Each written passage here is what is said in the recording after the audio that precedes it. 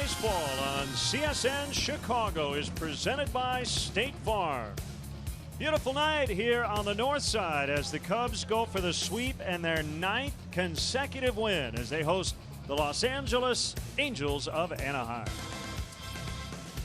Great to have you with us alongside Jim Deshaies. I'm Len Kasper. The Cubs have played well against everybody, and it would not be a surprise to know they have dominated their American League opponents. Indeed, they have 12-4 record for the Cubs in interleague play, 750 winning percentage. That is the best in all of baseball. How are they doing it? Primarily the pitching. You see the runs per game, just about what they normally do, but they've pitched lights out with 1.86 ERA in interleague play, by far the best in Major League Baseball.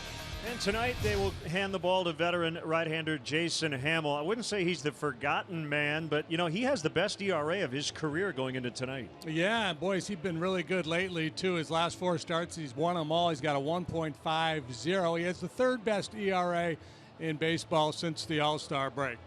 It'll be right-hander Ricky Nolasco, a recent acquisition, starting for the Angels tonight. The other 4 Cubs starters leading into tonight, a combined 4-0 with a 1.19 ERA their last time through. Jason Hammel takes the ball.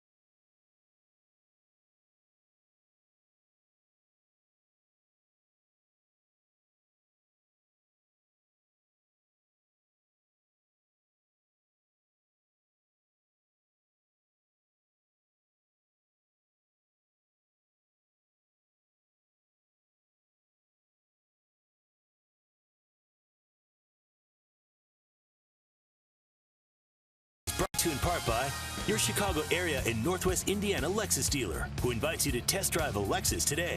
Blue Cross and Blue Shield of Illinois, through it all. Ford, inviting you to check out their fuel-efficient lineup at your local Ford store or at localfordstores.com.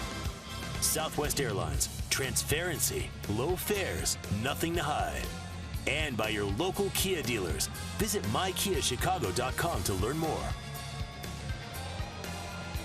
Welcome back to beautiful Wrigley Field, the team with the longest current winning streak in the majors. The Cubs have won 8 in a row, and the team with the longest losing streak, the Angels, who have dropped their last 5 in a row.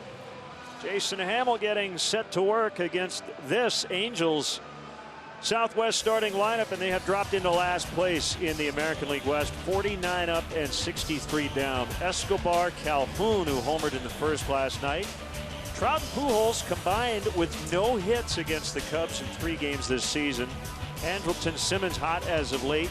At the dish, it's Choi and left. Former Cub Giovanni Soto back off the disabled list tonight. Pitcher bats 8th. That's Nolasco. And Gregorio Petit, second baseman, hitting 9th. Cubs defensively, and it's brought to you by Arby's. You'll see an outfield, a long, tall, lanky outfield of Brian Fowler and Hayward. Baez, Russell, Zobrist, Rizzo, third to first. Addison Russell's only committed 1 error in his last 38 games. Ben Zobrist has only made 2 errors all year. Wilson Contreras is the catcher, and the Lexus pursuing perfection starting pitcher is Jason Hammel. Start number 22. Last one came back on August 2nd. 11-5 with a 3.07 ERA, just outside the top 10 in the National League in terms of earned run average. league hitting .220 against him. Like the rest of the Cubs rotation, been awfully good here in his home ballpark. 6-1 with a .224 here at Wrigley. And your umpires tonight: Hunter Wendelstedt behind the plate. The crew chief is Jerry Lane at first. Stu Sherwater at second. Trip Gibson is at third. And here we go. First pitch swinging. Fouled back by Escobar for strike one. Escobar, one of the more aggressive hitters in the league, so he's not your prototypical leadoff guy. He hits for a high average, though. Ground ball to third, right at Javier Baez, who will lob it over to Rizzo for out number one. Hey, if you're looking for a guy to see pitches working at bat, Escobar is not really your guy. If you're looking for a guy to put it in play, he's qualified. And one quick out for Jason, who in his last start against the Marlins went 6 shutout. 11 to win, a career high for him. Calhoun homered in the first off John Lackey in game one, snapped a 35-game homerless drought. That would be it for the scoring, as Lackey would go 8 of just 3 hits.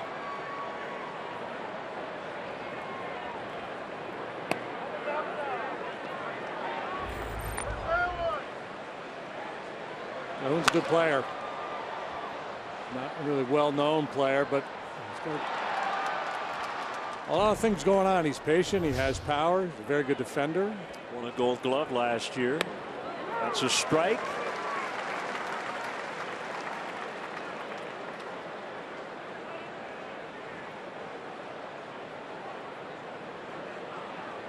Hamel back from the bereavement list. A couple family members dealing with some health issues. Officially activated last night. So this is his first start in 8 days.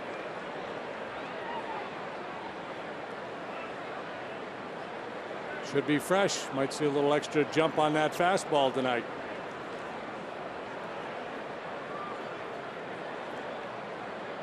Here's his 2-2 to Calhoun. A ground ball to Baez, who is 2 for 2 defensively. Maybe we should do that with defenders like we do guys at the plate. Baez at third is 5 for 5 tonight. He's fielding. Have you noticed the throws he's made? He's just kind of flipping them over there. Normally he winds up and turns it loose. Trout 0 for 12 with 5 strikeouts against the Cubs this season.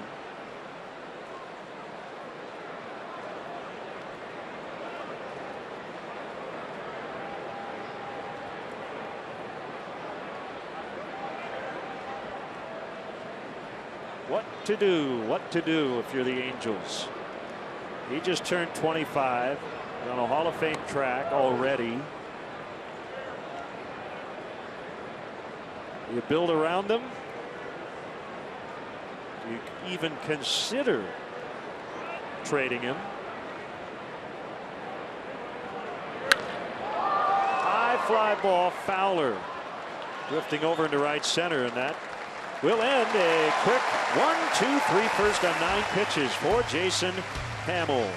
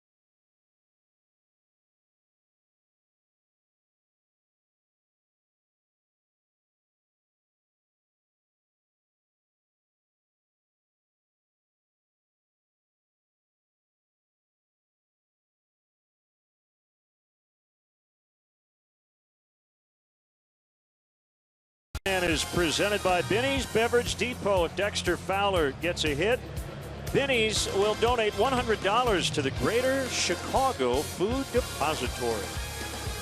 That has happened quite a bit this year, as Fowler has put together an all-star and at times an MVP-like campaign. Cubs Southwest starting lineup: Fowler, Bryant, and Rizzo started. Zobrist, Russell, and Hayward in the middle. Contreras, Baez, and Hamill rounding it out.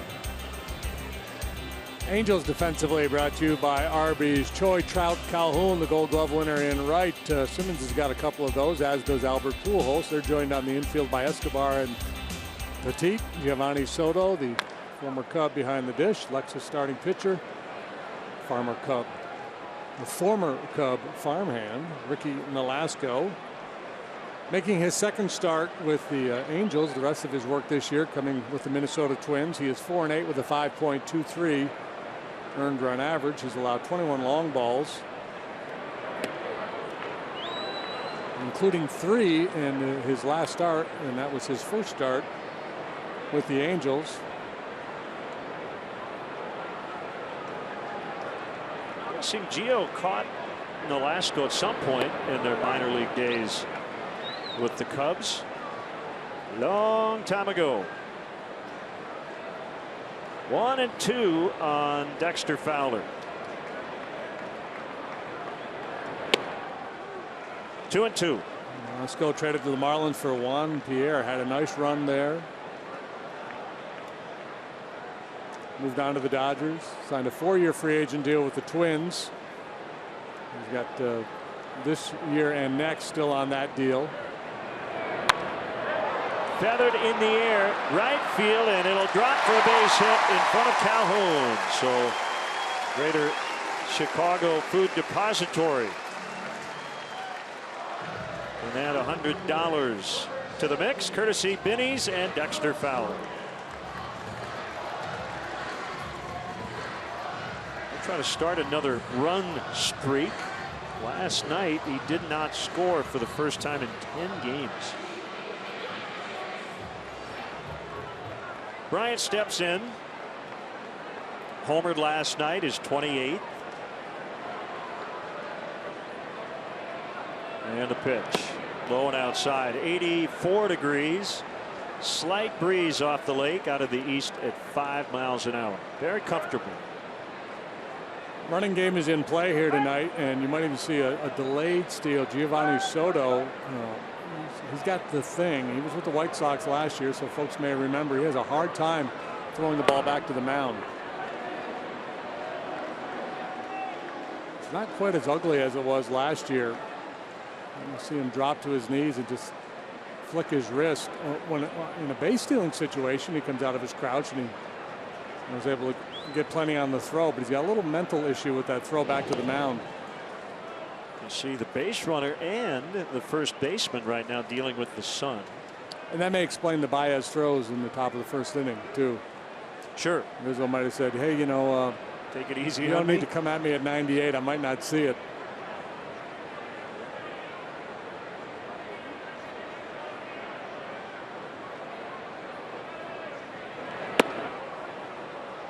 Outside, 2 balls and a strike. So for Nolasco, his second start as an Angel. You mentioned the big contract he signed with the Twins. It did not work out well for them, as he really struggled in his time there. 15-22 with a 5.44 ERA and 57 appearances. 56 were starts. He's now 33 years old. And you see what he did in his Angels debut against the A's last Thursday. It's always dangerous when you commit that amount of money and time to a player of his age. You can see why they did it. He's been a good, durable, middle of the rotation type pitcher for a good while now. He's never had blow you away stuff, so he's a guy that you think, well, even if he loses a little velocity, he should still be able to pitch at a pretty high level. Always had very good control, doesn't walk many. It's a 4-pitch mix, fastball, slider, curve, and a splitter. 6'2" and listed at 235, but For some reason, maybe it's the red is trimming. He looks like he's lost a little weight to me since the last time we saw him.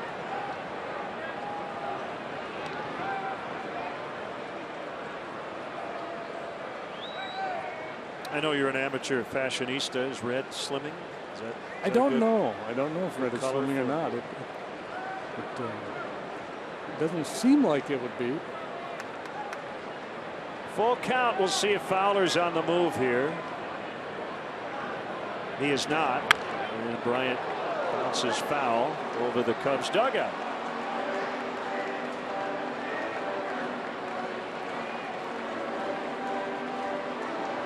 Bryant, one of the toughest men in the league to double up. One, because he hits the ball in the air a whole lot. If he hit it on the ground more and wasn't as fast as he is, Joe might be running Fowler, and he may send him here. And also not an extreme ground ball pitcher. Swing and a miss for the first out.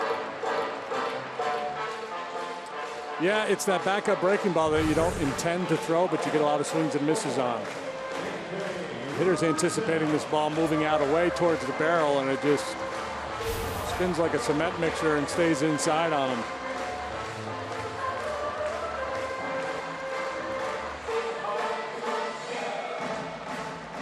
So Rizzo climbs in, 2 for 3. A walk, 2 doubles, 2 runs last night.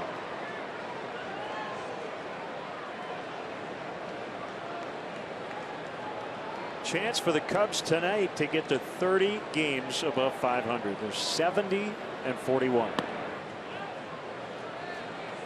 So continuing a run for the Cubs, facing struggling starting pitchers. I saw Sonny Gray in Oakland the other day, and Gray pitched well, and obviously he's a really good pitcher, but he's having a bad year. He has the highest ERA in Major League Baseball.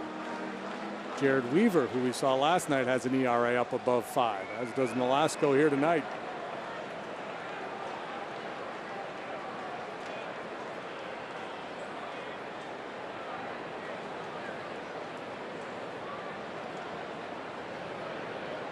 The 1-0 pitch is in for a strike. And it's 1-1.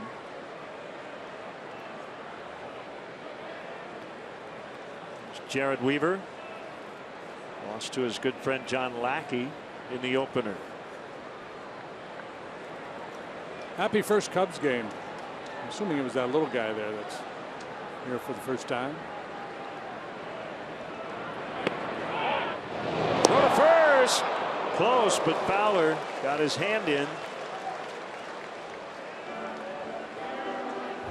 A sneak attack by Soto behind Rizzo. Catches Dexter flat-footed, but Fowler able to scramble back safely.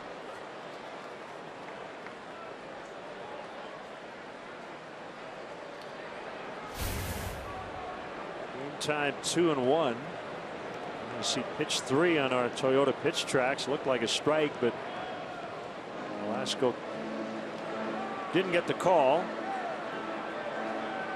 Cardinals are here tomorrow night. Cubs have a 12-game lead in the division. They're hosting the Reds tonight. And lead 3-1 in the bottom of the 4th. Pirates a game and a half behind the Cardinals.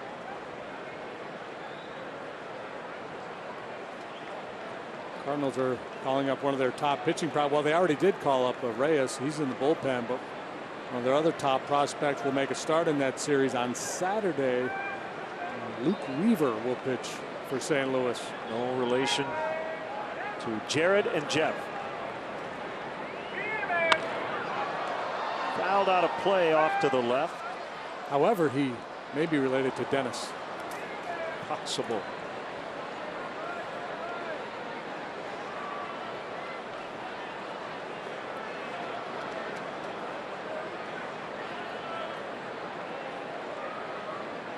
I got all the youngins scrambling to the Google machine. It would be way better if he were related to Gary Wright. Dreamweaver. High fly right field. Calhoun underneath.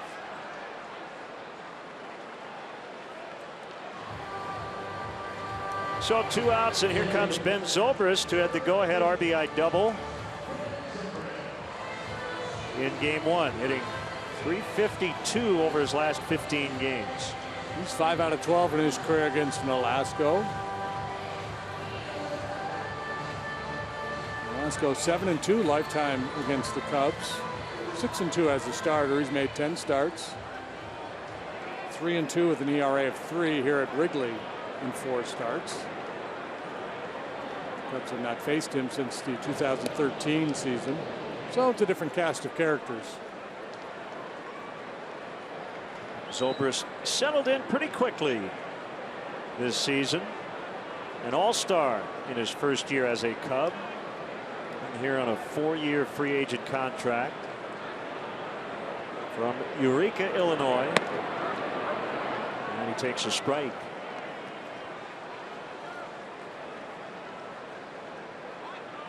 In high school, he played baseball, soccer, basketball, football, ran cross country, track. Did it all. Probably an A+ student. Yeah, he was a very good student. Swing and a miss. Is that the split? That was the split.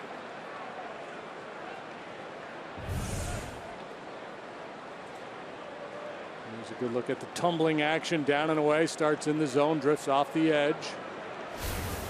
Great weapon against lefties, although has not had a lot of success against left-handed hitters this year. They're hitting .305 against him with 14 long balls.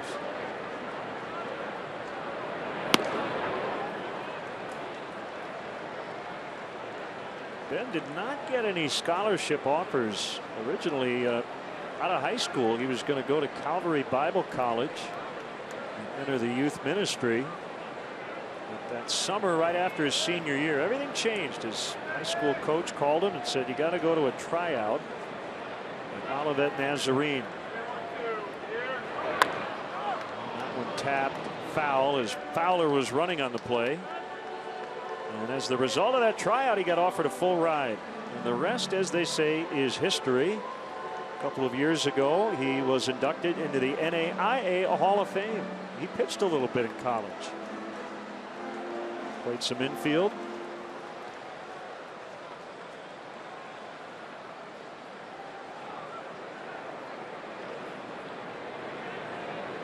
Olivet Nazarene and then Dallas Baptist University for his senior year, where he played short.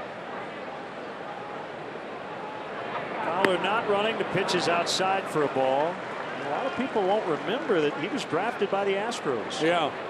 He is mark in the big leagues with Tampa Bay, but that's not where he started.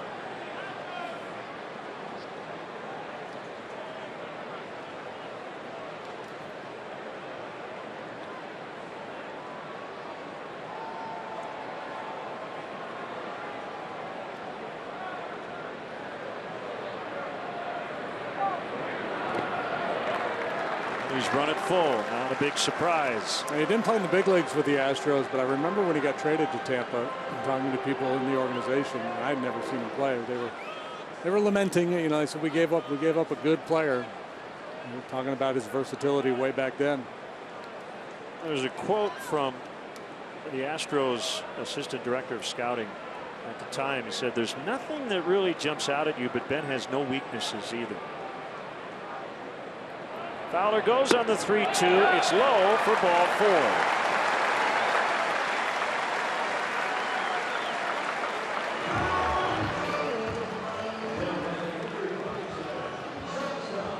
Well, the on-base skills were always there. As a minor leaguer, he worked a lot of walks. Power came later.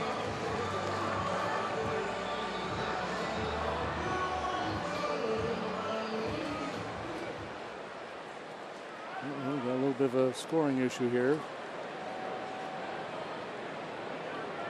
Addison Russell with 2 men on. 24 pitches already for Nolasco.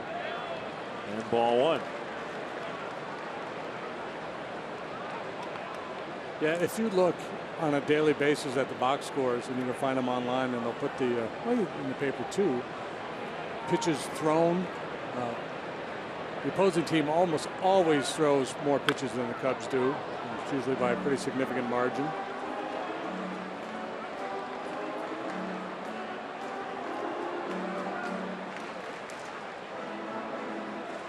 Another huge crowd tonight here at Wrigley Field. This place will be hopping this weekend when the Cardinals come in.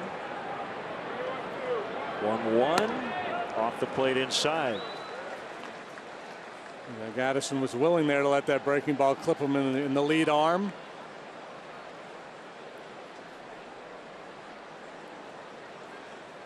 Instead, he'll have to settle for an RBI knock.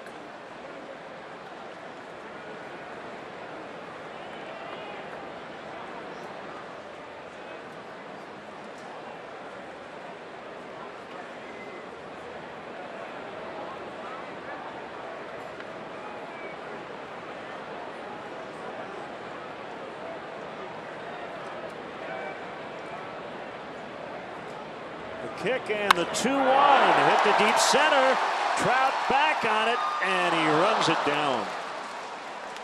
Russell put a charge into it, but the inning is over and the Cubs come up short. They did make Nolasco work really hard though.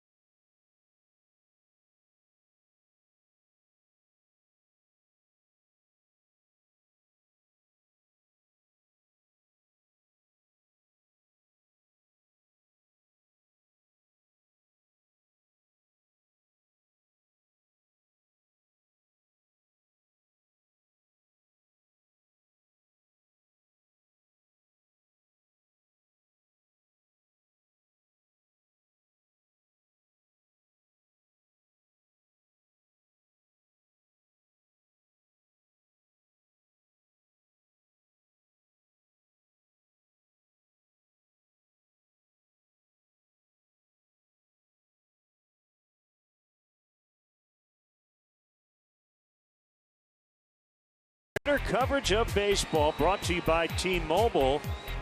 Carlos Gomez of the Astros designated for assignment today. Low batting average. It's an intriguing guy, especially this time of year, for somebody maybe to think a change of scenery could get him back to being cargo. Yeah. He's always had kind of that split personality, high energy guy. Prone to mistakes on the bases and in the field, but a dynamic athlete. Obviously things have not gone well for him since he left Milwaukee. And yeah, you got to believe there's some good baseball left in him. I believe he's only 30. Underway here in the second. Ball one on Albert Pujols. 56 career homers against the Cubs. Overall in his fine career, 1,192 extra base hits. That's tied for 7th on the all-time list, with Rafael Palmeiro and Ken Griffey Jr.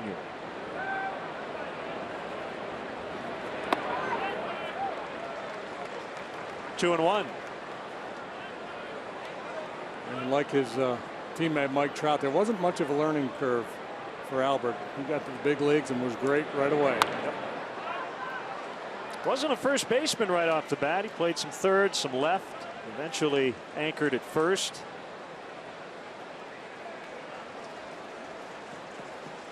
Earlier in his career, it was a bad elbow, right? Bad throwing elbow, and then it was the foot problem. Yeah, it would occasionally bug him. Plantar fasciitis. Still hitting for power. Average is down.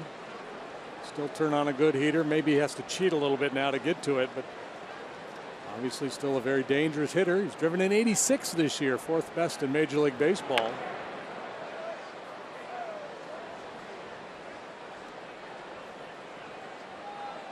So the other 4 Cubs starters since Friday, Lester, Arrieta, Hendricks, Lackey, all going at least 7 innings. Nobody allowing more than 2 runs. 2 walks total in those 4 starts. Oh, and a pick by Baez. Not a good throw, but he had time, and Rizzo will get to the bag. Just spectacular. On a nightly basis, we're going to create a new word. Anytime somebody makes a spectacular play, it's a Baez. But again, they just flipping that ball across the diamond. So I think there's something going on. Maybe a little tender with the throwing arm, but oh my goodness. So much fun to watch. So 4 outs recorded. 3 have been 5-3 ground outs as Andrelton Simmons cranks it up and waves at strike 1. That's smart pitching right there. And hit it at Baez. All around that infield. You've got outstanding defenders.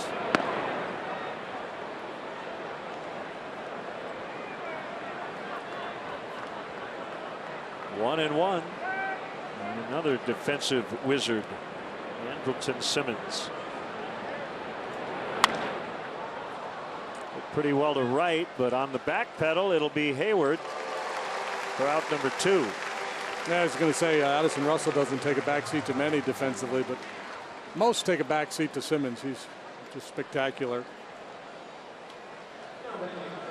A reminder, Cubs baseball on CSN Chicago is presented by State Farm. Ji-Man Choi, the left fielder, a hit in 3 tries last night. From South Korea, he signed with the Mariners in 09. Played in their minor league system for a long time, was released in November. The Orioles signed him, and then the Angels grabbed him in the Rule 5. He made his major league debut against the Cubs in Anaheim on April 5th.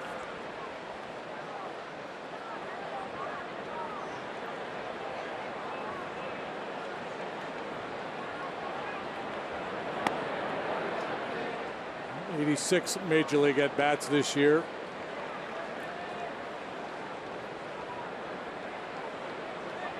If you're the Angels, you might as well run them out there and see what you've got. Mentioned it last night, getting very little offensive production from left field. That'll go 3-1. Hamels sharp early. And as just about every Cubs pitcher at some point this season could say, getting help from Javier Baez on defense.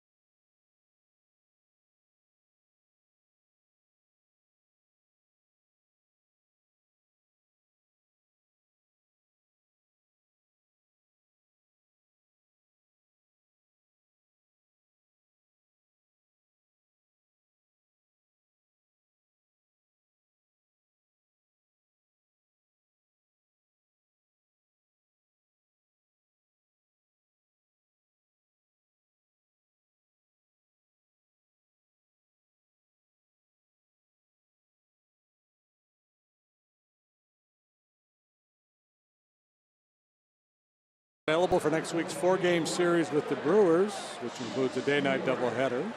Don't miss any action at Wrigley Field. Visit Cubs.com to get your tickets.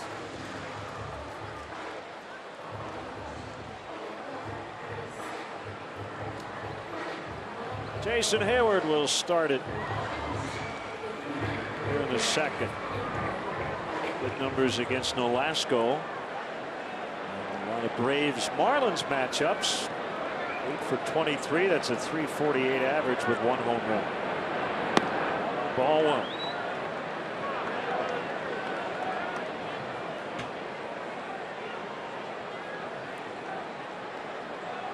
After tonight, the Cubs have 3 more interleague games. Line shot deep right. Called in by Calhoun. The Cubs will head to Houston in September.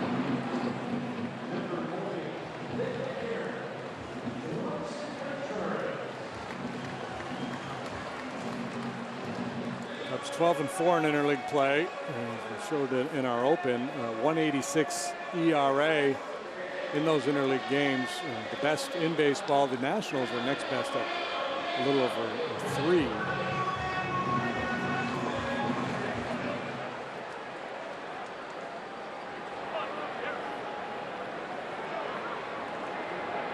Contreras homered last night. First time since July 4th. Being the tireless researcher that I am, I got looking. Beltre, Cano, Pujols, Trout, Seager. Cherry picked 5 really good offensive players. Yeah. Combined to go 6 out of 59 so far. Prior to tonight, that's a 102 batting average. That's called digging for information that fits the narrative.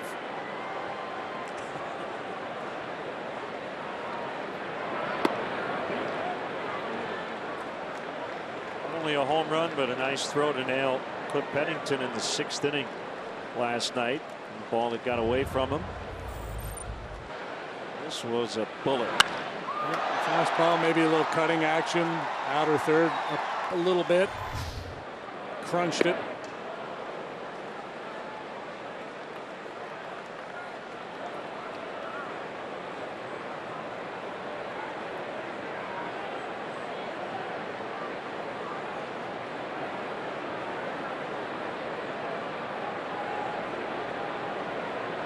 Nolasco home on a 2-2.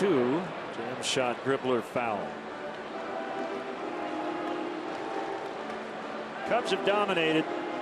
Going back to the first 2 games of the regular season. Angels have been held to 2 runs so far.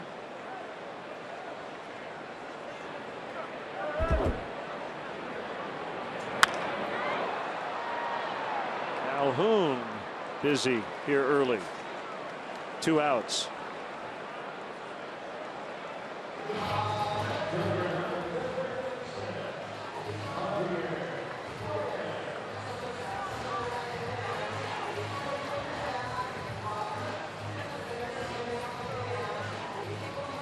Nolasco's from Rialto, California, about an hour east of Dodger Stadium. 4th round pick of the Cubs. 2001, he signed with the Cubs instead of attending Long Beach State. He was signed by the late Spider Jorgensen, longtime area scout who worked for the Cubs.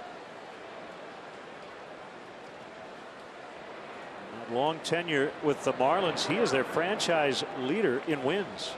He won 81 games with the Fish.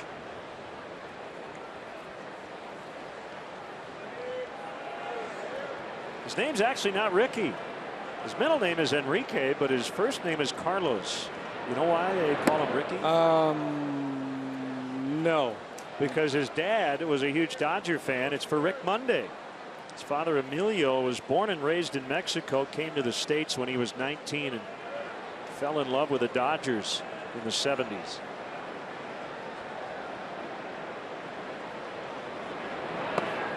Baez couldn't hold up. And Nolasco, who struggled to get out of the first, goes 1-2-3 in the second. What do we got going here? Ooh, maybe. I don't know. I'm in. Fill that up with some maple walnut.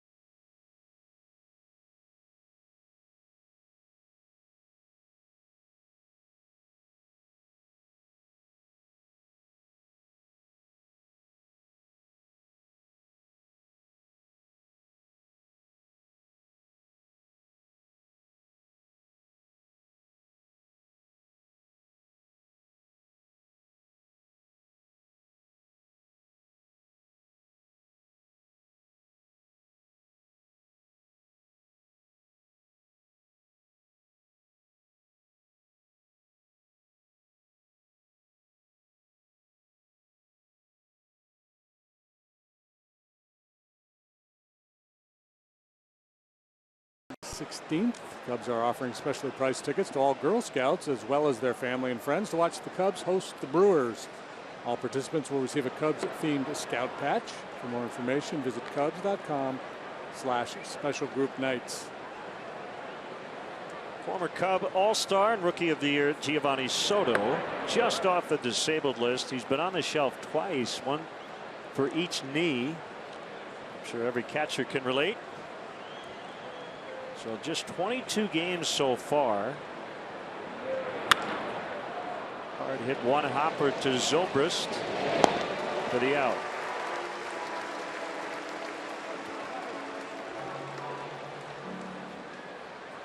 Now the pitcher Nolasco, who has one career home run. It was off Sean Marshall, who was pitching for the Cubs at the old ballpark in Miami back in 2006. They were former AA teammates.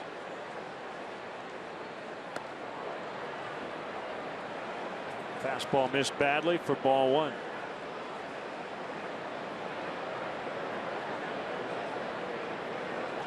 If you're going to be named for Rick Monday, you should be able to swing it a little bit. Right.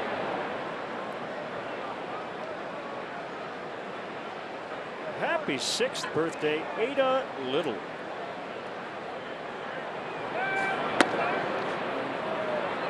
Was a big Cub fan at a young age. We got a pink elephant developing here. Yeah. Throw it down the middle, you tell yourself, and kind of goose it. Can't find the zone. First base runner for the Angels is a walk to the pitcher, and it'll bring up Gregorio Petit.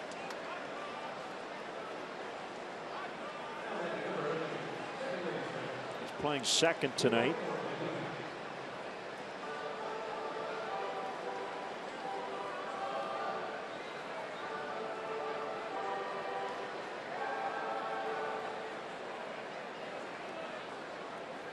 Angels lead baseball in grounding into double plays. Yeah, they have the fewest strikeouts and the most grounded into double plays in the majors. See what that tells you? They need to strike out more double play situations. Making too much contact.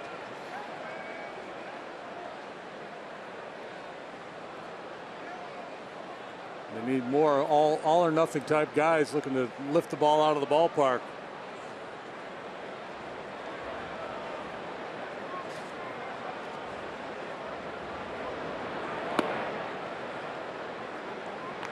Curve misses low.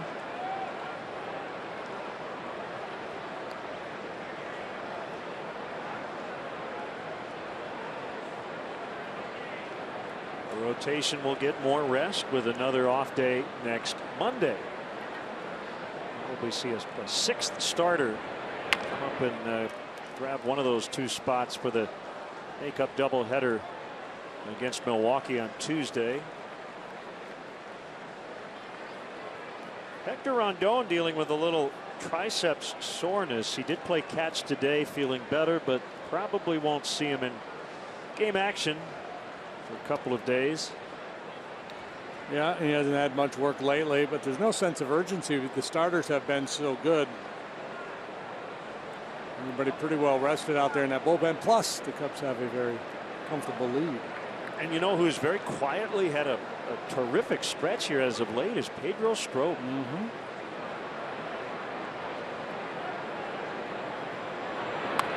Rarely would you use quietly and Strop in the same sentence.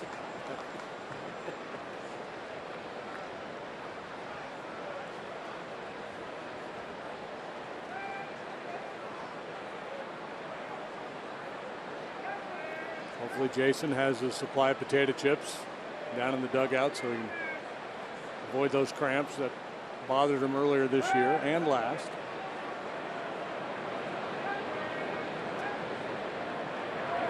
Swing and a miss. Strike three. He got him on the slider. That's good double play avoidance right there by Petit. Hey, Cubs fans, show your team pride with Cubs checking and an official Cubs MasterCard debit card only available at your local Wintrust Community Bank. Go to wintrust.com/Cubs to learn more. Member FDIC.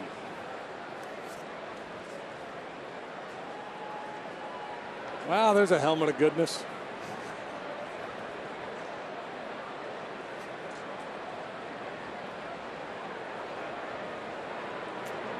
Escobar grounded out to start the ball game. And he looks at ball one.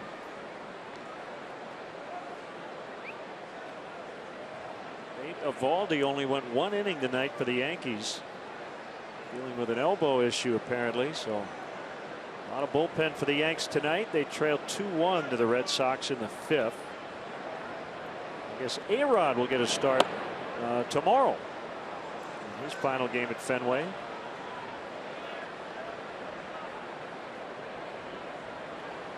Edwin Jackson, the former Cub, had a no-hitter working into the 6th inning at Pittsburgh. Jordy Mercer has ended that bid. Padres lead the Pirates 2-0. Well, Edwin's got a no-hitter on his resume some years ago with the Diamondbacks. His long journey around Major League Baseball.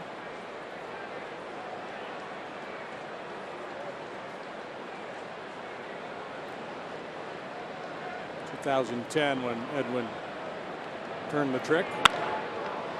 Smashed on the ground into left, and the Angels have 2 on for Calhoun.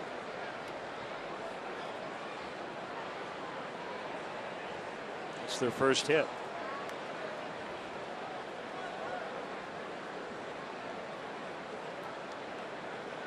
Now things get a little serious. This Angels club is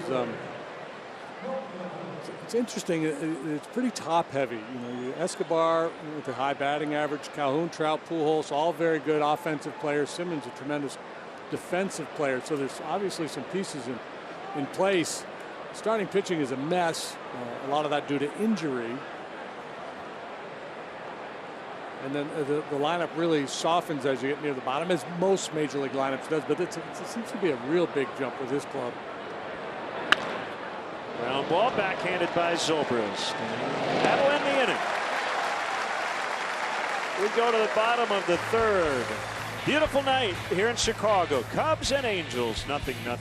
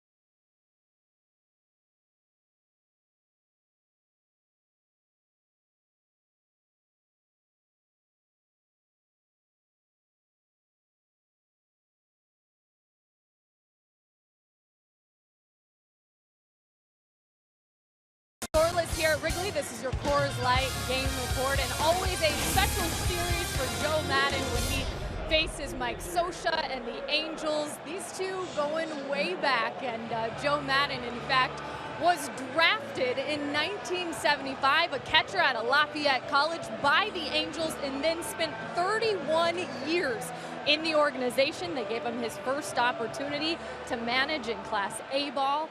and Idaho Falls, and then later spent nearly a decade as Socha's bench coach. The two of them winning the World Series together in 2002. And guys, I know these two have a ton of stories about one another, and all I got out of Socha was the nickname Soggy for Joe Maddon, something to do with shoes, but he told me I had to follow up on that. So all I know is they certainly enjoy seeing one another and exchanging all the good historical times together.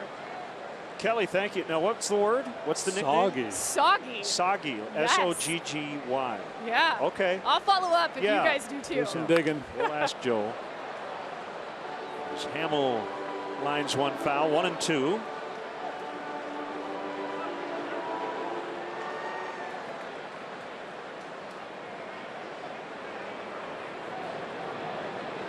Lasko walked at the top of this inning. Hamill, however, can't match him in terms of reaching as he strikes out.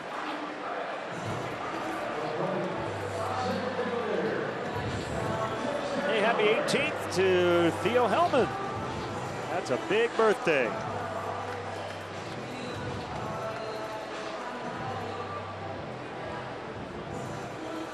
There's Fowler.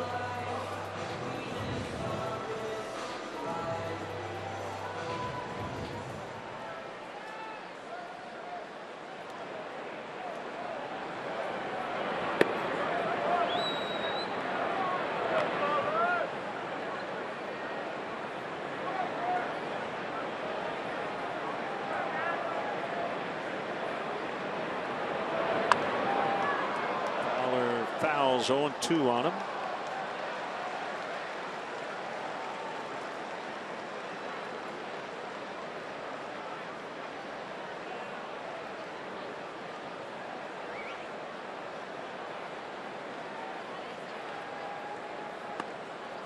He struck him out.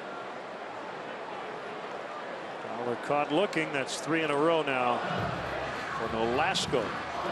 3 in a row, 4 for the ball game, and boy, real good work there. Great sequence. Going away with soft, and then that two-seam fastball that starts in and runs back to the inside corner. You see where Soto set up. Nolasco makes the pitch.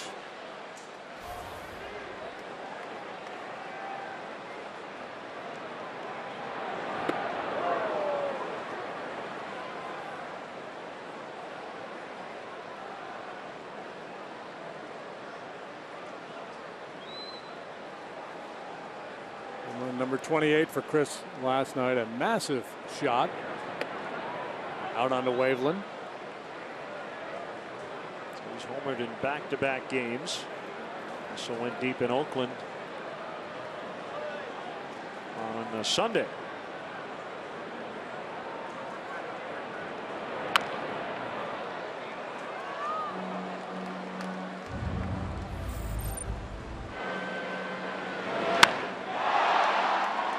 Get over slider, got over all right. Got over everything.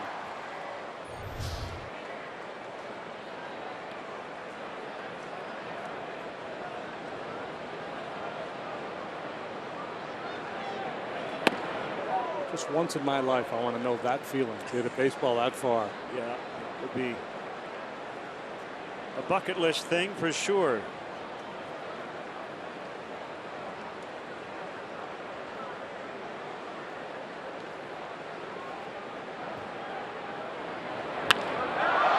Deep left and just shy of the wall. It'll be good enough for 2 though. It's a double.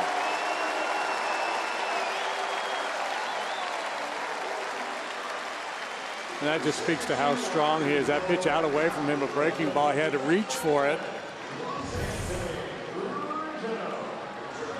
Leans out and imparts a little top spin.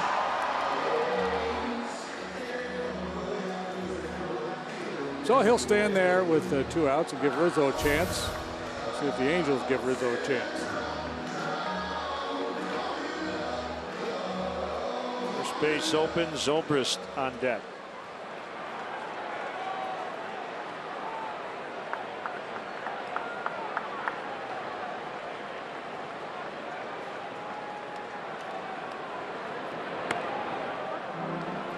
First pitch strike.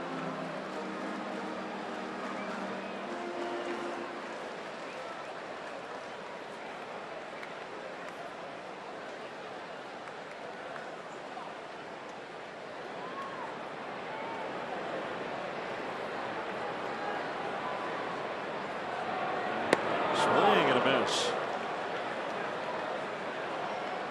Nationals beat the Indians 7-4. Matchup of first place teams today. Jason Worth has a 40-game on base streak. He homered today.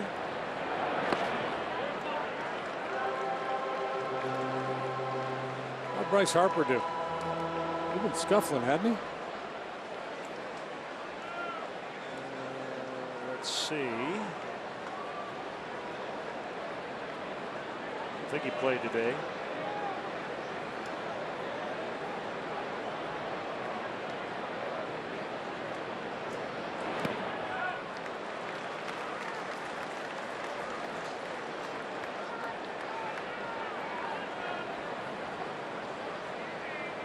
Two and two.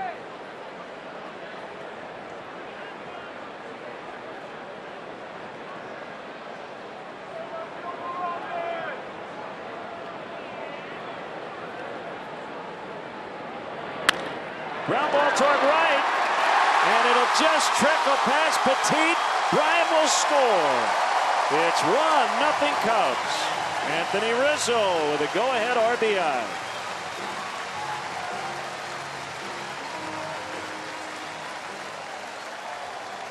Little two-out bingo. Double Bryant, RBI, single Rizzo. Petit was a great effort out there in the shallow right field. Gets glove on it. Can't corral it.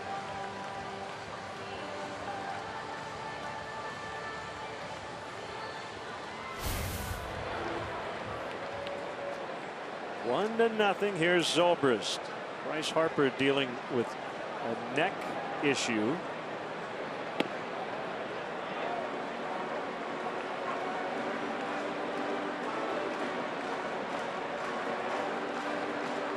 He left Saturday's game against the Giants with a neck problem.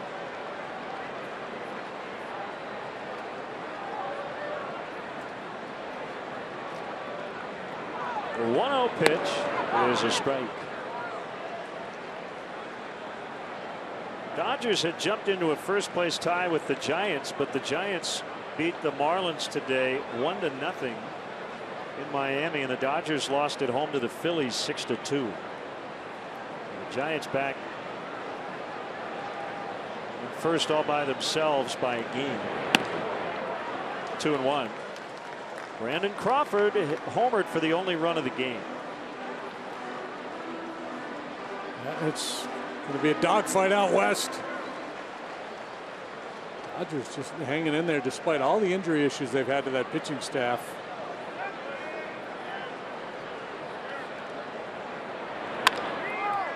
Diving stop. Pujols, who's played very little first here the last couple of months. It's the Albert of old. He used to play that position every day in the National League. Good eats here at the ballpark. Cubs lead 1-0 after 3.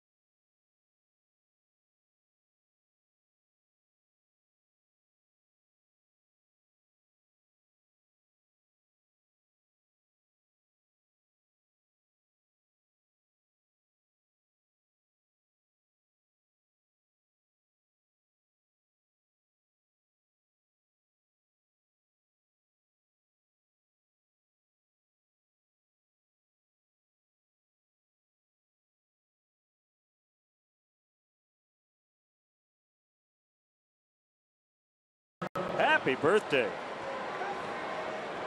Growing up fast. Pay no attention to that man behind the curtain. Shares a birthday with the great Rocky Colavito.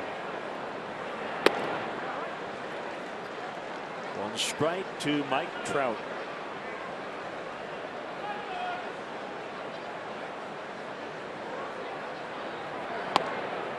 Okay, so if you considered trading Mike Trout. Oh, yeah, we had that conversation earlier. Yeah. Position player, durable, 25 years old. As a player in the Theoretically, game. you could get more than probably for any trade in the history of baseball, right? For one guy? I mean, that'd be like a Herschel Walker deal. Mm-hmm. That's right. Would there be a team willing to give up that much? And would the Angels consider it? Well, publicly everything they've said is no, they wouldn't. That he's untouchable. But for me, there's no such thing as untouchable. As the team's circumstances change, and things have really changed out there in Anaheim. Their minor league system right now is considered among the weakest, if not the weakest, in all of baseball. It could be a franchise-changing maneuver. And the second you do it, you know you've traded away a Hall of Famer. Yeah, short-term pain. Your fans would scream and yell and gnash teeth. Diving stop, Russell. The throw, however, pulled Rizzo off the bag, and I don't think with Trout's speed he was going to get it. But a great effort. Trout has his first hit this season against the Cubs. Quite fast for a fish. Is Mike Trout. Yeah, he leads them with 17 stolen bases. He's a complete player, and that's why we talk about, the potential package you get in return. He's Mickey Mantle-like. Power, speed, cannon for an arm. Yeah, there's no way out if he's going to throw him out.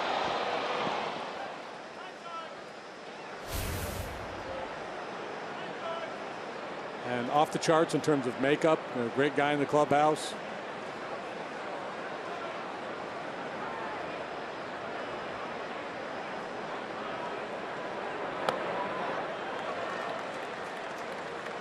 Well, you got Albert signed until he's 41, so he'll finish his career as an Angel, making a lot of money. We've got a veteran manager who probably doesn't love the idea of going through a massive rebuild. You have an owner who has shown no inkling of wanting and also to deal away a guy like Trout. An owner who likes to be involved too in some of the baseball decisions and willing to open up his pocketbook to spend for big resumes. The acquisition of Pujols, that threw a ton of money at Josh Hamilton. That has blown up on them. C.J. Wilson. Yeah. So Trout is the kind of guy that Artie Moreno wants on his club. He wants that big name that can market a star like Trout.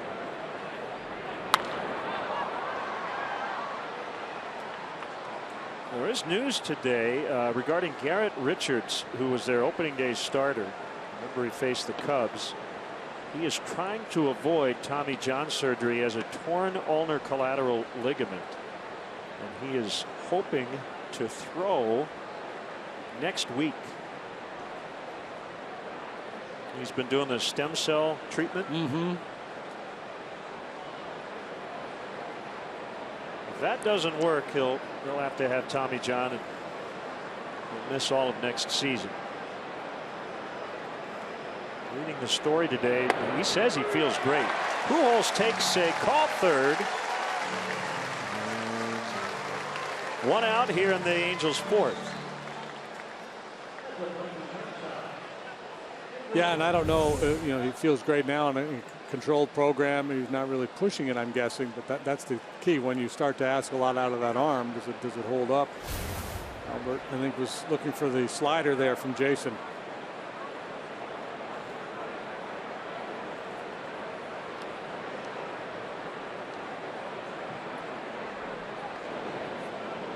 Richards, made just a handful of starts this year, correct? I think 6.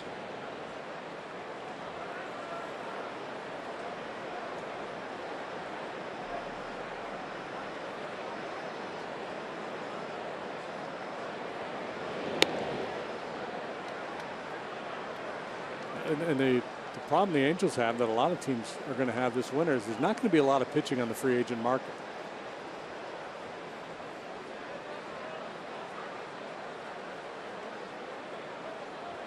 He might have to bide their time and just kind of hope for the best next year and target the following season. So they got 7 total starts out of the 2 guys who started the first 2 games of the season. Andrew Heaney, the left-hander, made just the 1 start against the Cubs. And nothing out of C.J. Wilson. His contract comes off the books at the end of the year. Jared Weaver too. Yeah.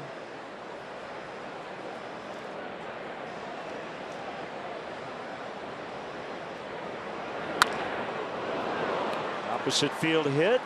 Simmons is on.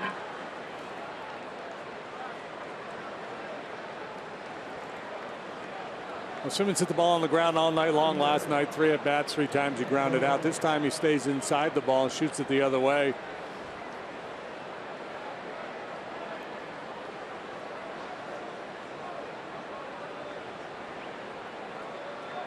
Yeah, so I think, and that's again, so they're going to free up that money, and theoretically we'll have money to spend. But again, it's going to be a pretty light market. Who are you going to spend it on?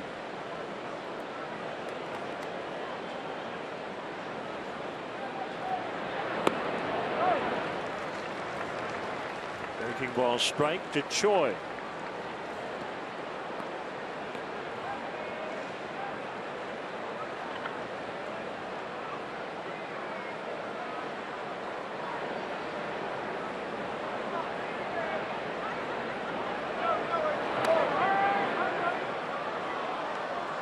He held.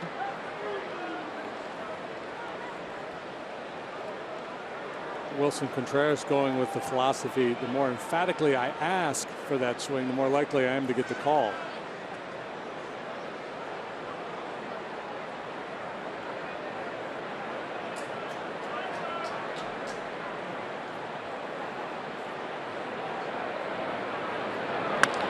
One lifted to left. Bryant tracking over near the foul line, and he makes a catch in foul territory. Not much room over there.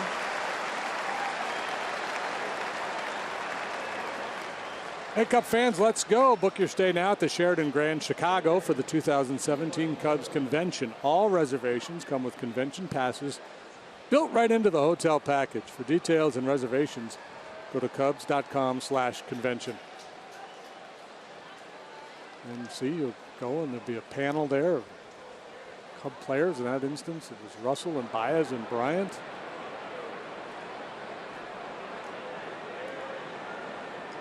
Up close and personal.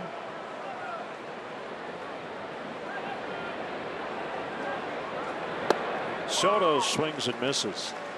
You can dye your hair blue if you'd like. Wear your Cub pajamas.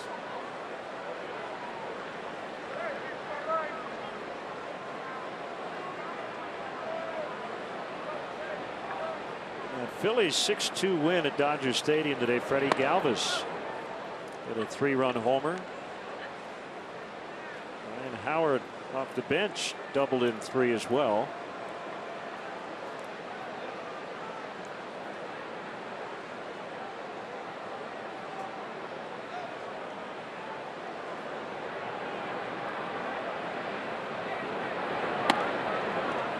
Dodgers got Rich Hill from the A's recently in a trade, but he was on the disabled list with a finger blister and still no scheduled return date. That's an Angel fan, I'm guessing.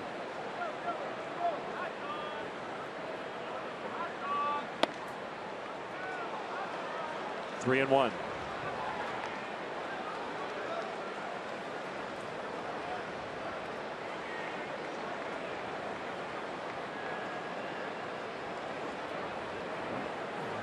Very careful there on 2-1 to Soto. They got Nolasco on deck.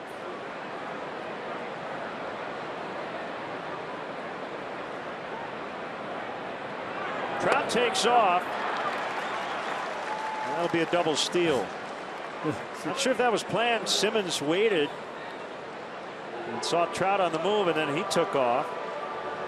Well, and this is interesting. Contreras, watch where Contreras is set up and where the pitch is. Contreras is way off the outside corner, so he's in we're pitching around mode, and Hamill throws the ball right over the heart of the plate. So I don't know if Jason's fully on board with that strategy.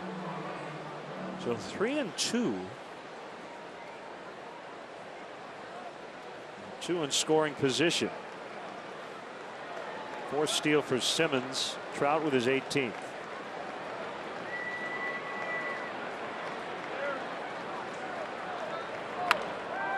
Late swing. Fouled over the first base dugout.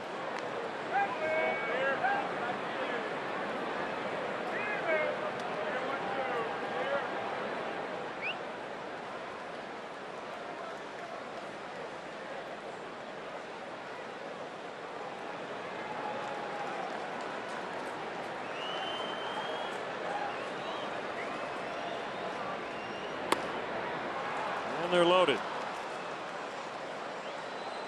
The pitcher Nolasco coming up.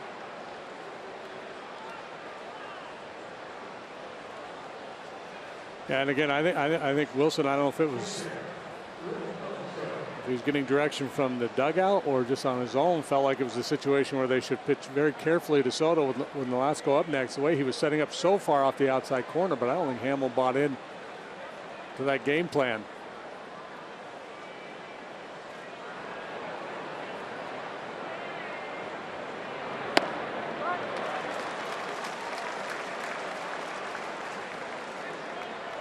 Strike on Nolasco.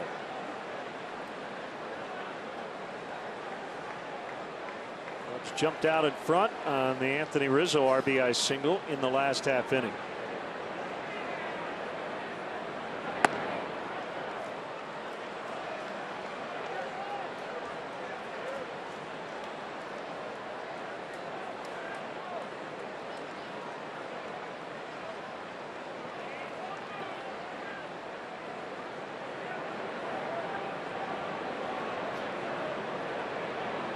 Hamels 1-1. Tapper in front of the plate. Contreras will bare hand pick up and throw kind of handcuff. Easy, big fella. Rizzo. As Hamill gets out of the inning, they leave 3. It's 1-0 Cubs.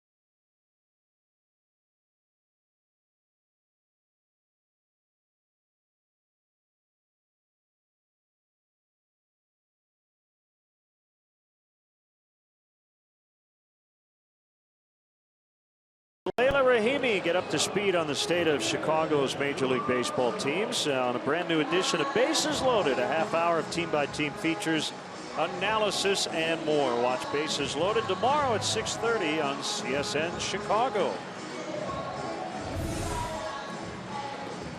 Here's how the inning ended.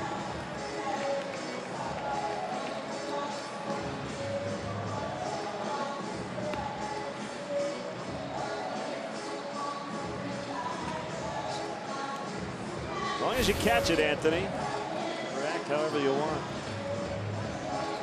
Addison Russell will lead it off.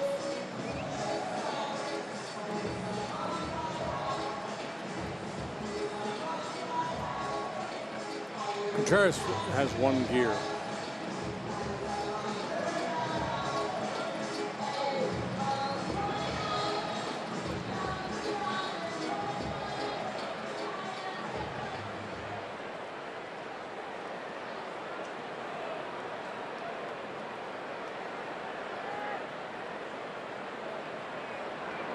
First pitch to Russell is hit high and very foul.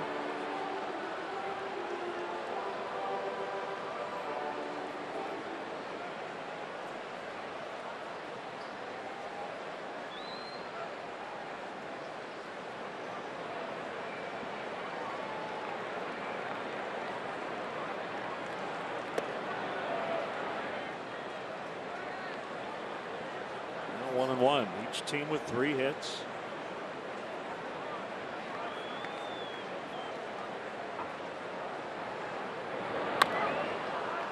Swing bouncer back to the mound. And we'd like to welcome all our viewers watching on USA Communications throughout Central Iowa. Great to have you with us tonight.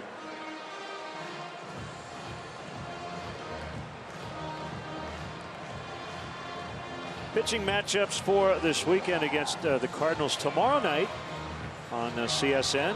Right-hander Carlos Martinez against lefty John Lester. Friday afternoon, 1:20 first pitch. Adam Wainwright, Jake Arrieta. Here's your PNC upcoming schedule. I see the stations as well. 1:20 on Saturday first pitch. Luke Weaver, right-hander, will make his major league debut against Kyle Hendricks. Not exactly a soft landing for the youngster, huh? No. Major league debut in hostile territory.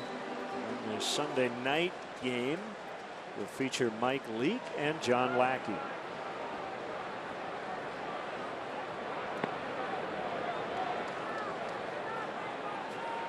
If we combine those names, it would be Jack Leakey.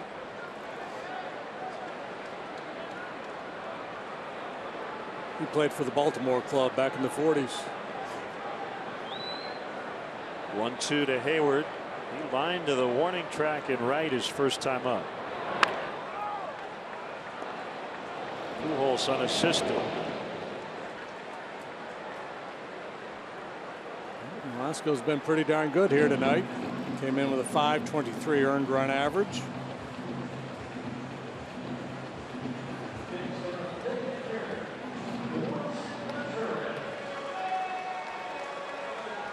This is his second start with his new club, and sometimes it can take a while to settle in. Get that relationship going with the catchers.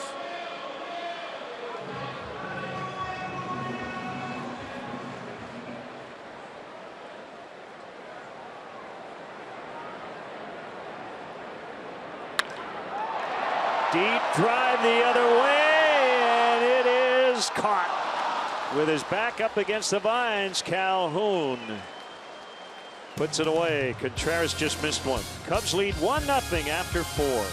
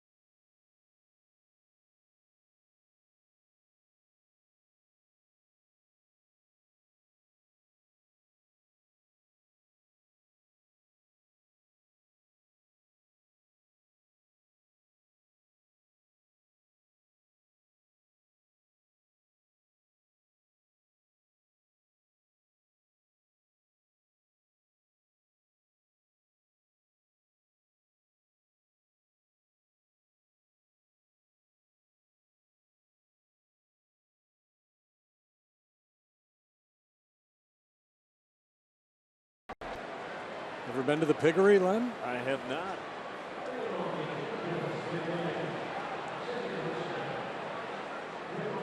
We should stop there for a post-game beverage one of these days.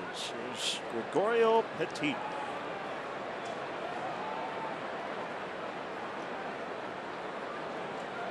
Came in hot, 325 over his last 35 games, batting ninth. And he cuts and misses on the Hamel slider.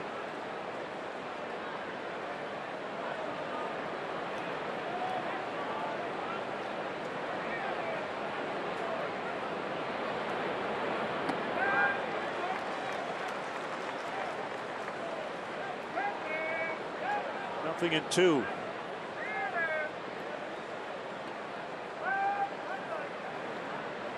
We really are watching something special here in 2016. Not only just overall the way the Cubs have played, but what the starting rotation has done.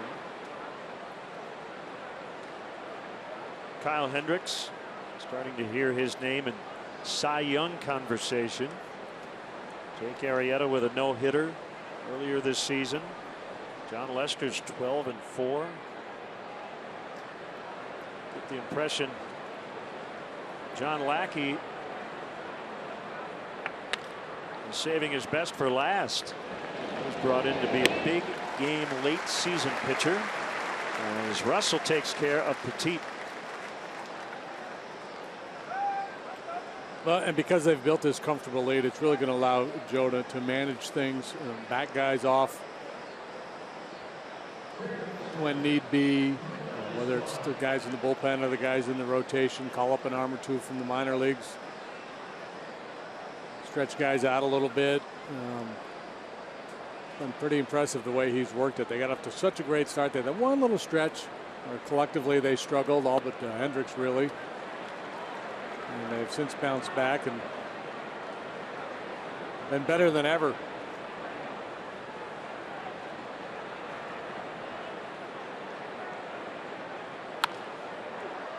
Rolled into center. Escobar dropped from second to third in the American League batting race after an 0 for last night's 2 for 3 tonight. Let's check in with Kelly. Well, guys, it's interesting what you're talking about. I had a chance to catch up with John Lester, who will, of course, open against the Cardinals tomorrow night. And when talking about guys, especially the positional players, getting a little rest here in the coming month, he said, you know, when it comes to the pitchers and the starters, he personally is a guy who still wants to take the ball every 5 days. He's like, if you want to take me out when I'm at 80 pitches or something and tell me you want to save 15 bullets for October, I understand, but don't tell me I don't get a start that day. And he said that goes all the way back to his being with Francona, and that's just the way you did things. So that's coming from John Lester, who gets to go again tomorrow night. Yeah, and I think that's an admirable way to look at it. But if you look at what they've done by not skipping guys with off days and keeping the top guys or the hot guys in their normal spot, you know, I think that they might reluctantly admit it. That might be part of the reason why they've been so good. Yeah, it's hard to argue with the results. They all probably threw fewer innings than ever before in spring training. But I get it. Pitchers are, like all players, pretty much creatures of habit. If you're a starting pitcher, you're used to going every 5th day. You want the ball every 5th day. You don't want to feel like you have to be coddled, like you need extra days off.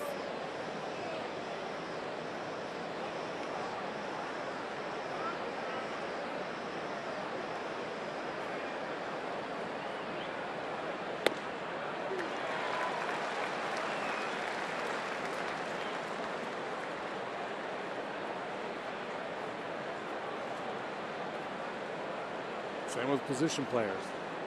It's a badge of honor to go out there and play every day.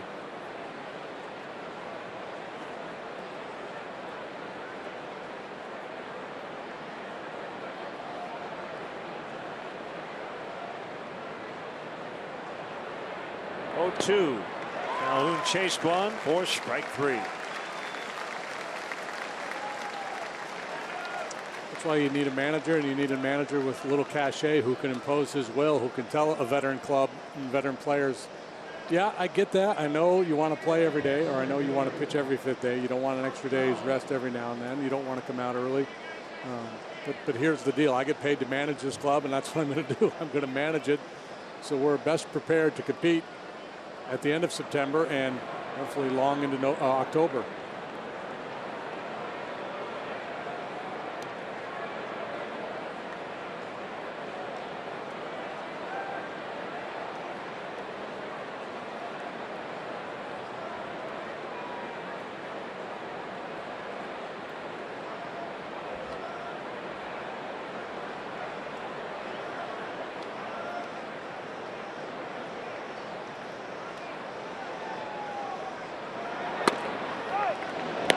Contreras checking on Escobar.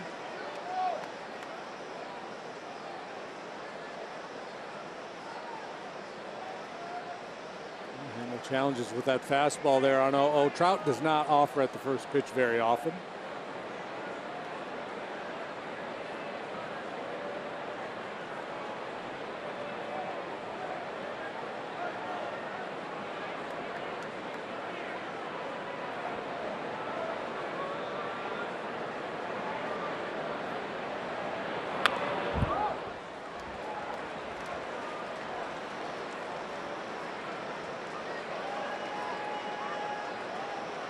The American League MVP at the moment. Who is? Trout's always in the conversation. Yeah. Jose Altuve. Donaldson, I think, has got big numbers again this year. Josh Donaldson, who won it last year. The last 4 years, Trout has finished no lower than second in the voting. He won it 2014. 3 seconds and a first. He's been an all-star in each of his 5 full seasons in the big leagues.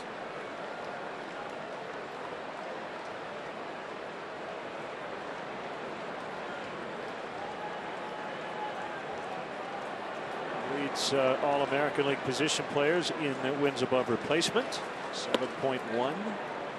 Altuve second, Donaldson third.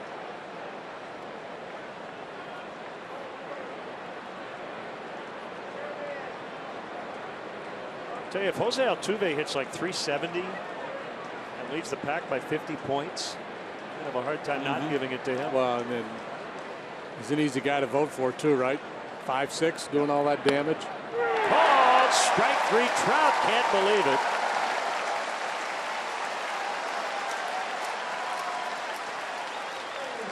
So Hamill gets out of the inning. 1 stranded. They've left 6 over the last 3 innings.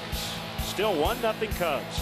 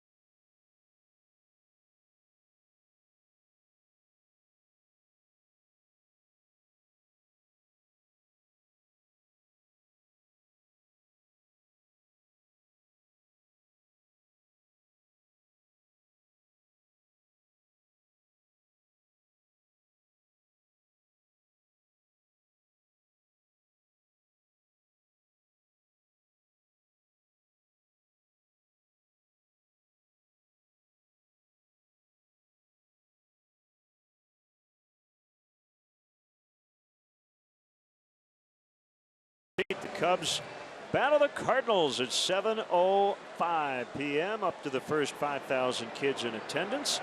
Get a Clark hat presented by Velveeta. For more information or to purchase tickets, visit Cubs.com.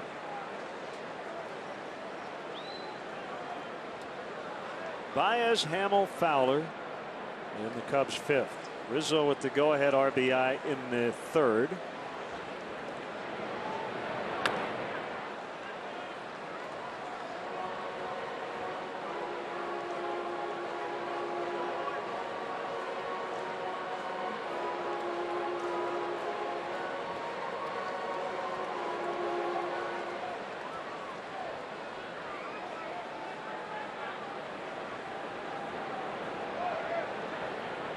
Velasco to the plate. High towering fly to center.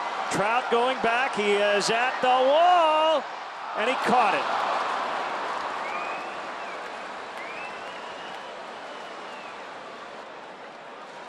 Oh, so close. Yeah, I thought he got it. He hit it awfully high. Just got under it a little bit, but even with that, I thought that ball was going to carry out of here.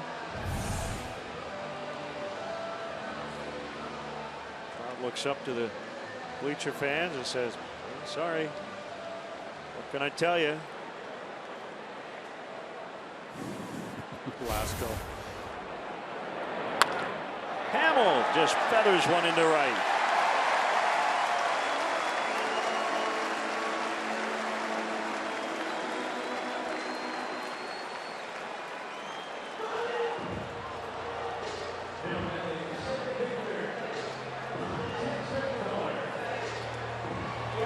For Fowler, singled and struck out looking.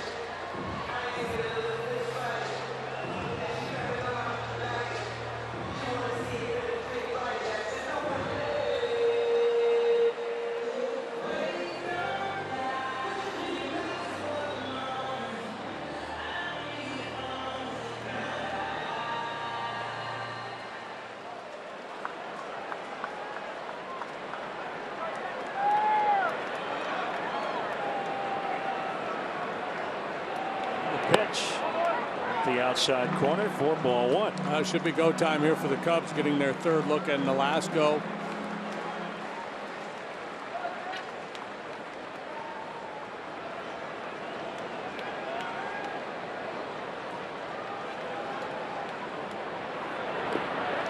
It's away. Hamill will try for second, and he'll get there without a throw. Be a wild pitch on Velasco. Play the whole game, Jason.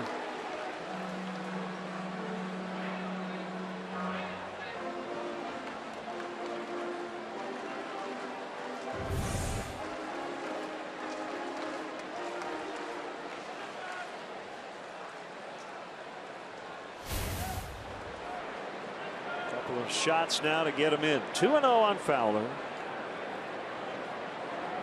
Here it comes. That's a fair ball. Hamill will easily score. Choi with a long run to get it, and Fowler has a double. 2-0.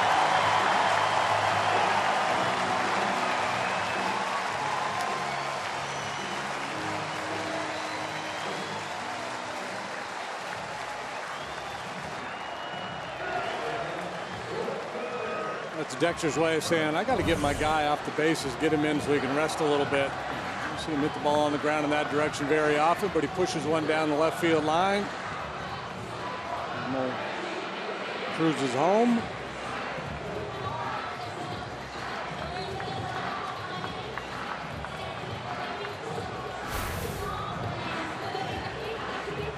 Bryant doubled and scored the first run in the third inning.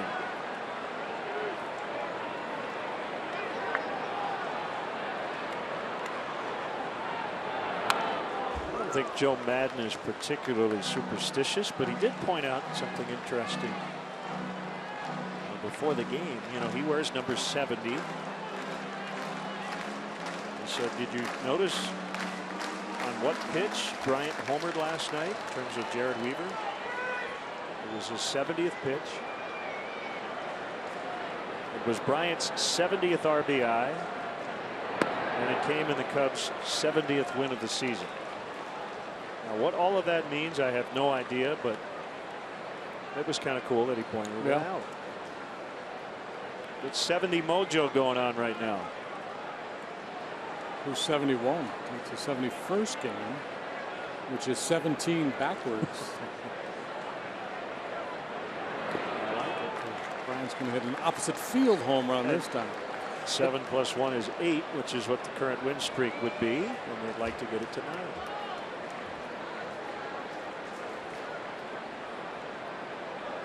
See, Nolasco, because he's not a real hard thrower, he can't afford to just come out of the gate first couple innings just leaning heavily on his fastball. He's got to mix his pitches early. So by this stage of the ball game, Cub hitters have seen a lot of pitches, are pretty well dialed in at the action on his breaking pitch. Got the velocity pretty well timed up. That's where it's difficult to get through a lineup, a patient lineup like the Cubs. 3 times. That's a big challenge for most starting pitchers.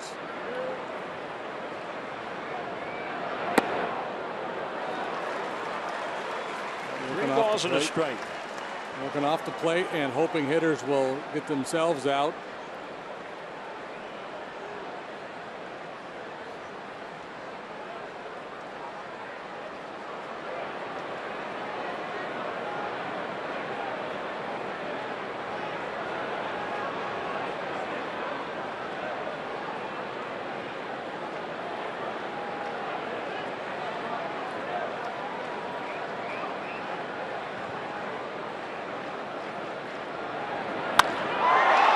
Deep center. Trout will catch this one. Fowler will tag and head to third. Cubs have been all over the warning track tonight.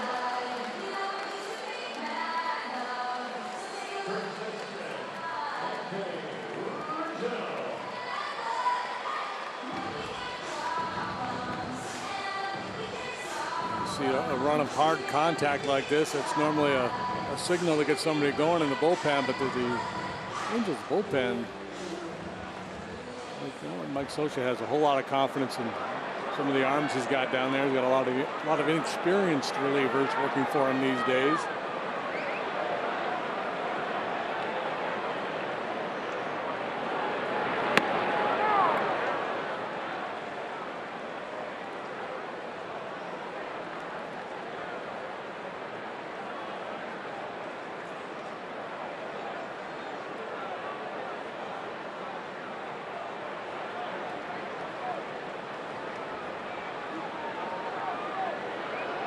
Big leg kick in the 0-1. Bounced in front of the plate. Soto got in front of it.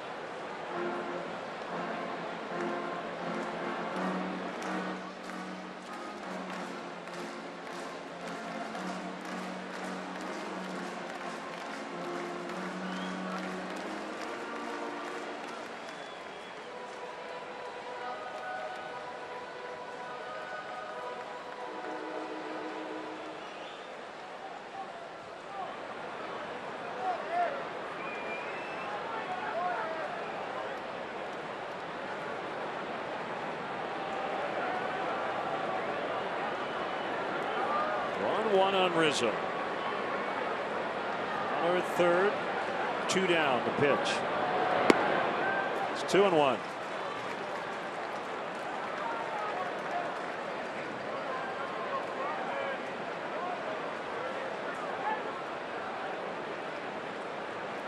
So 2 outs in the third that Anthony delivered Chris Bryant home with a base hit.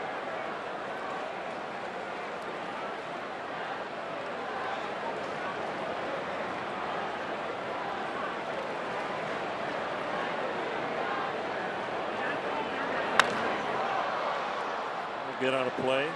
Blue Jays and Orioles starting the night tied for first in the American League East. The Orioles have dropped the first 2 games in Oakland. Blue Jays lead the Rays in Toronto tonight 7-0 in the bottom of the 7th. Big night. Troy Tulowitzki, he has homered. Has 2 hits and 5 RBIs. Jays put Jose Bautista on the DL today. Trout again will drift back. And he records all 3 outs. But the Cubs do add to their lead, and after 5, it's 2-0.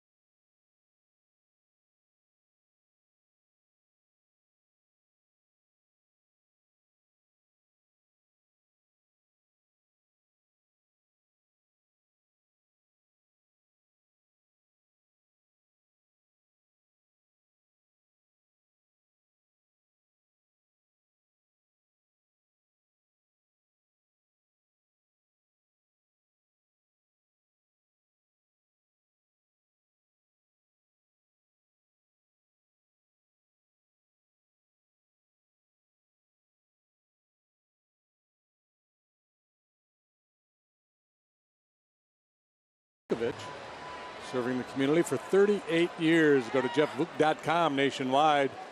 Is on your side.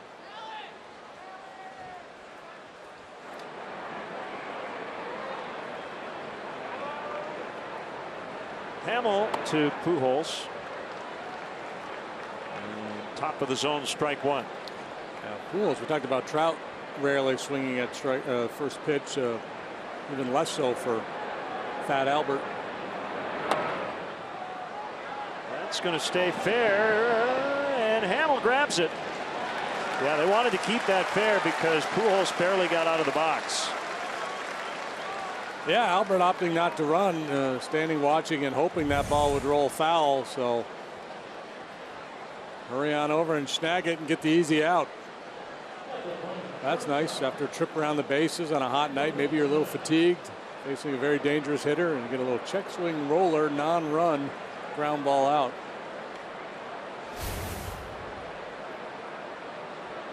Simmons 1 for 2 with a stolen base. Slider dips out of the zone for ball 1.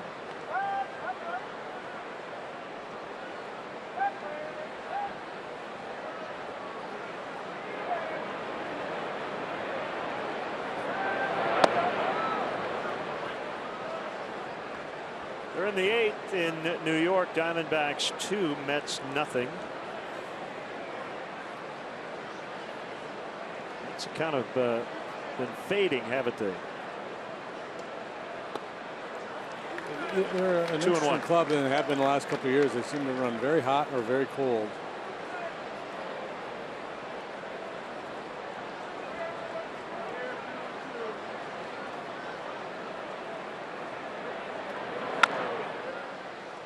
That is foul.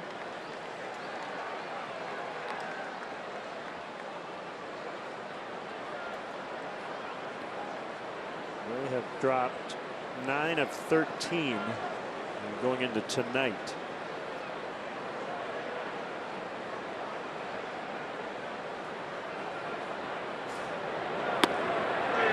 It's a strike, and Simmons is out. Number 5 for Jason Hamill.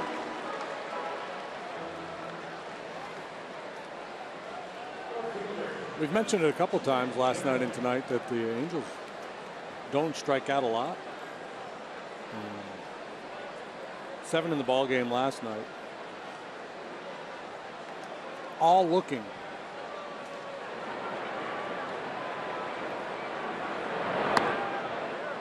3 of the 5 tonight have been called third strikes. So Choi a little bit in the outfield. The swing gets out on that front foot.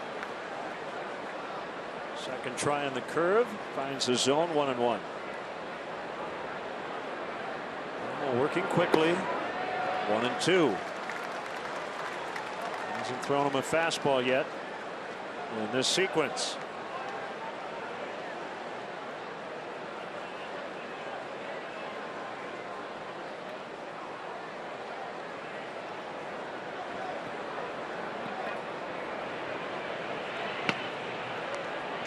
Yoenis Guerra, right-hander up in the Angels bullpen.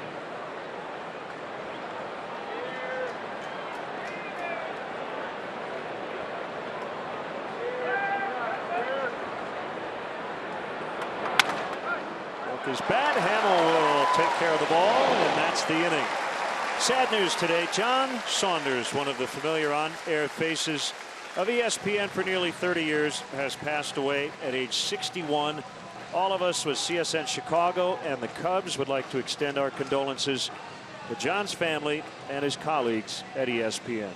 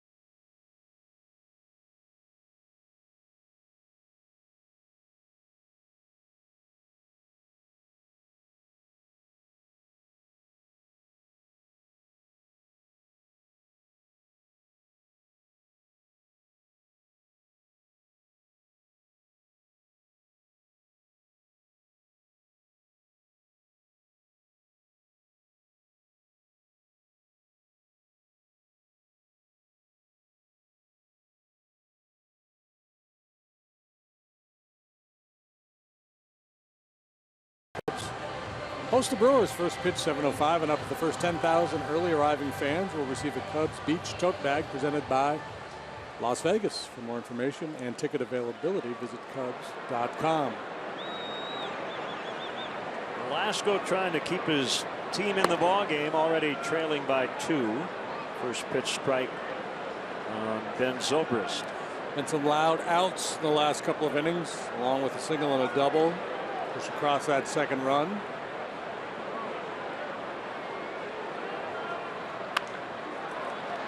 Ball to Petit. 1 out. It's Addison Russell. Velasco in his last start gave up 3 home runs. He's allowed home runs in 8 of his last 9. On another night, 3 or 4 balls may have flown out of here tonight. So far, he has kept the Cubs in the yard.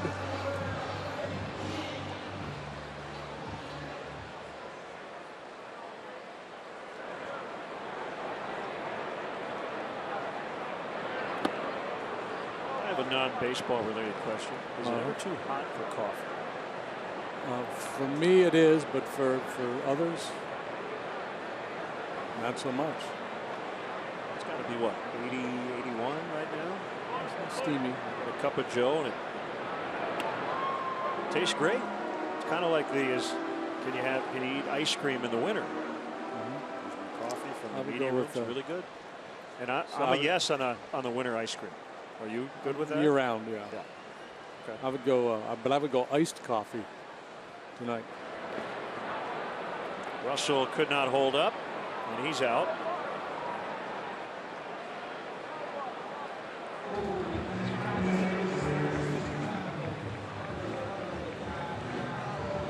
Yeah, I'm not into the cold coffee items. My coffee hot only.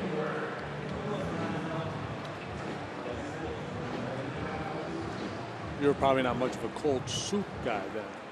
No. No, I'm with you there. I'm not a cold soup guy.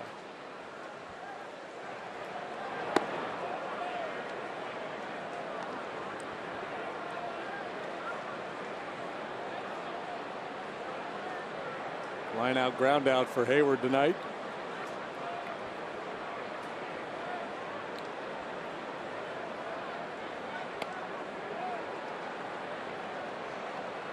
So Nolasco over from the Twins. Hector Santiago traded to Minnesota.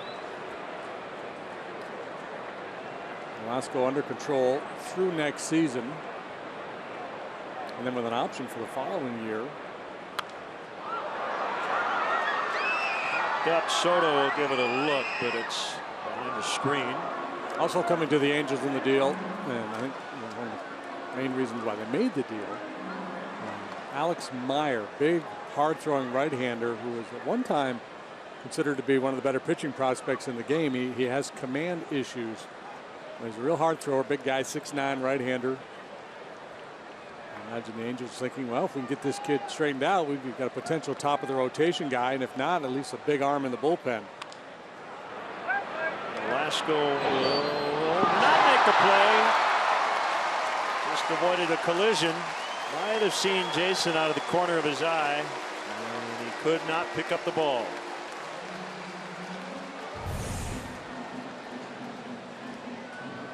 They got in a little bit of a hurry. Jason at first dive by the bag and then has to retreat to get the base. That's kind of fun. Like rewinding the tape. Quick hit, rewind.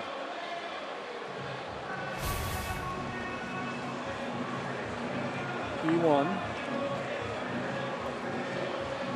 So the error will give Contreras a chance.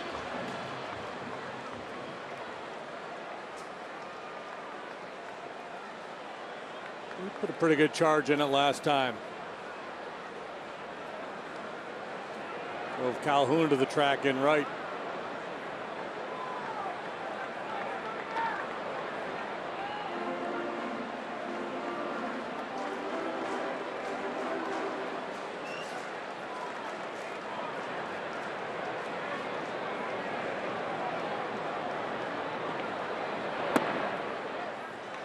Ball one.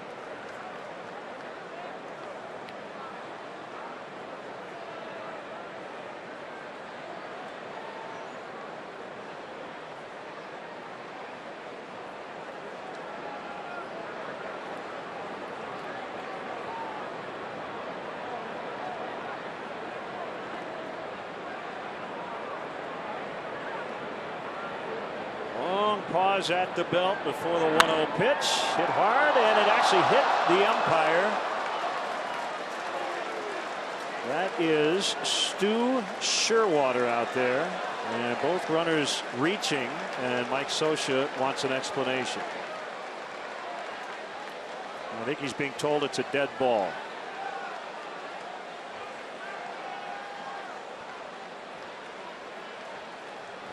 I can't tell you if the last time or if I've ever seen it. I'm thinking the same exact thing. Pretty short conversation between Hunter Wendelstedt and Mike Scioscia. I mean, this is a break for the Cubs, big break for the Cubs, because the inning pretty much ends. Routine.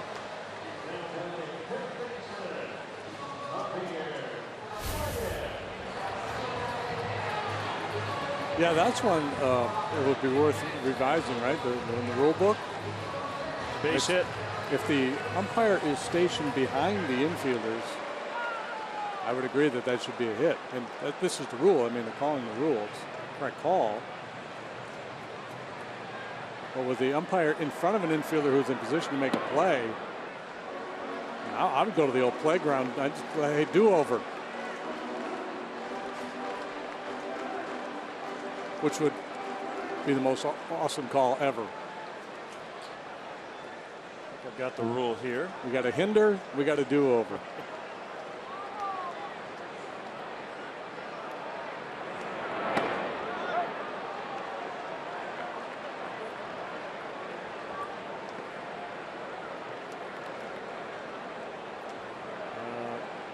It's 509 that addresses such a play.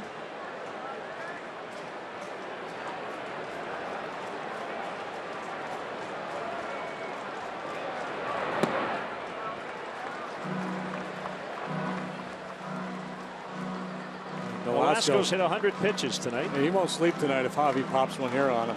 After the misplay on the little roller by Hayward and then the ball whacked off the umpire. So should deep in prayer.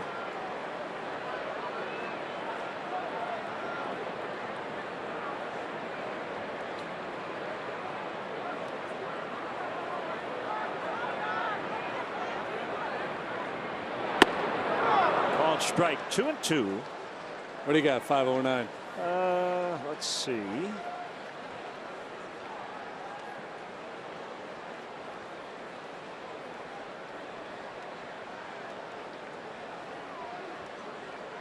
Fair ball touches a runner or umpire. Fair territory before it touches an infielder, including the pitcher. Touches an umpire before it passed an infielder other than the pitcher. Runners advance if forced. So seems like a pretty easy decision to make. Cubs strand 2. We go to the 7th. They lead 2-0.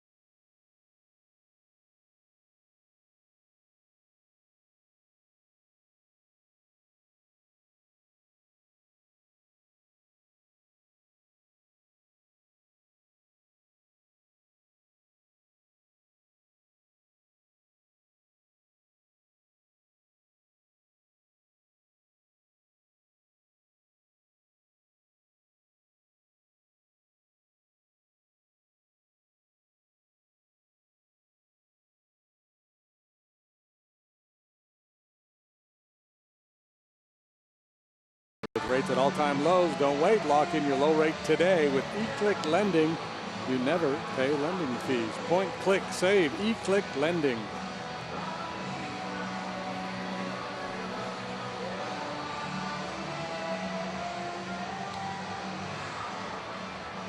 Into the 7th.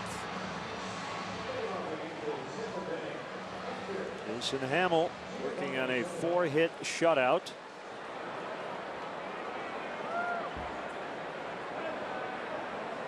Facing Giovanni Soto, and ball 1. Cliff Pennington is on deck in the pitcher's spot.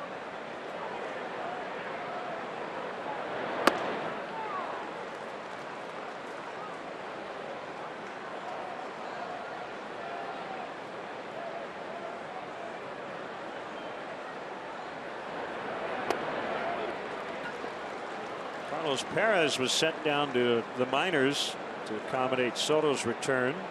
So he and Jet Bandy will share some playing time. He pops it up, shallow right. Zobrist is out. Hayward in. It'll be the right fielder for the first out. 41,015, the paid crowd tonight.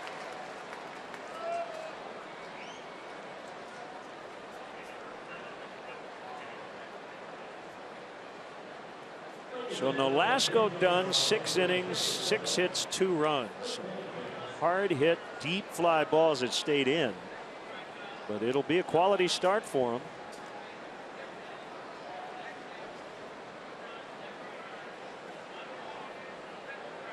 Pennington a switch hitter, and he skies it foul into the upper deck.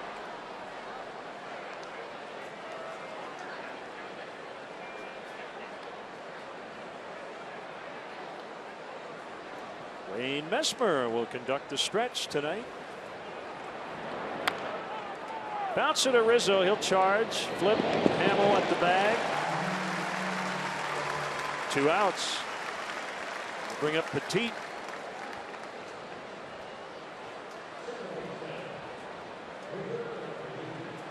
Just an incredible run by this Cubs starting rotation. And Jason Hamill, how about the bounce back he had? July 1st, he had the worst start of his career in New York against the Mets. Gave up 10 runs, a career high, 5 home runs, a career high. Since then, he has not allowed more than 2 runs in a start.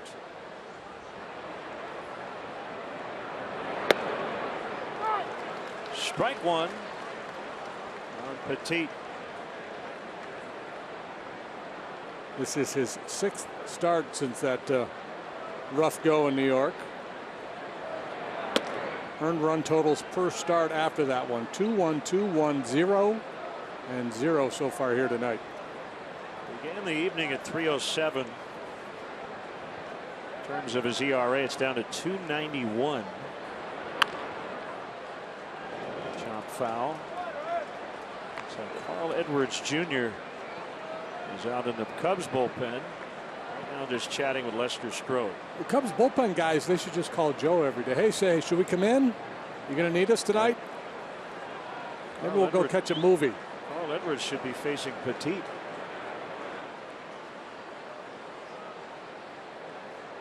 This will be the 100th pitch for Hamill.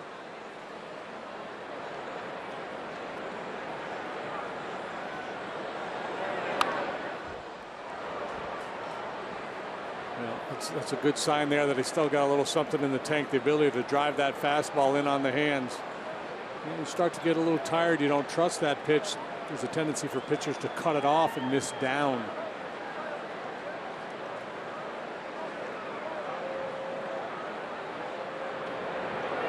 2 slider, he got him to chase. And it is time for the Mazda 7th inning stretch with Wayne Messmer.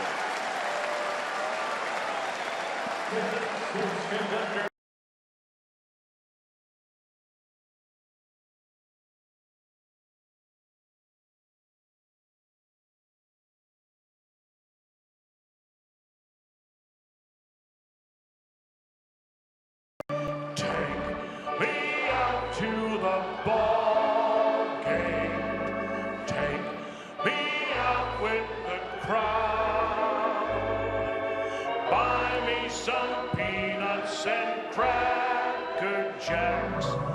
I don't care if I never get back, for it's root for the Cubbies. If they don't win, it's a shame, for it's 1, 2, 3 strikes, you're out at the old ball game.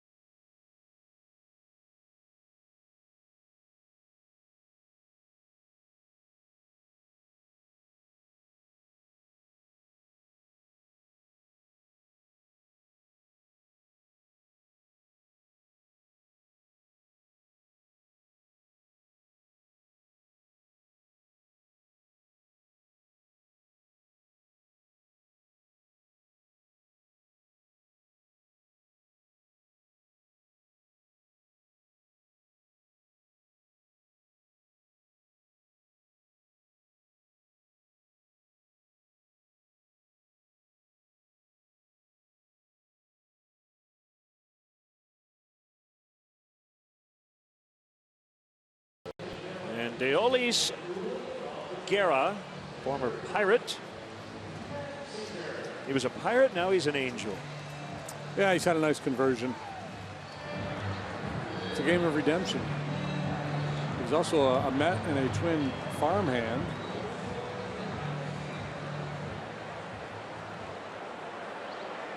"27 years of age. Fast curve and change. Likes the changeup. Caesar batting for Jason Hamill. And a foul strike.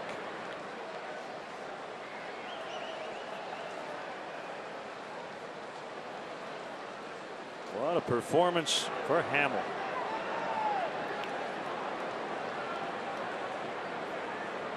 Hadn't pitched in 8 days. No signs of any rust at all. Wanted foul.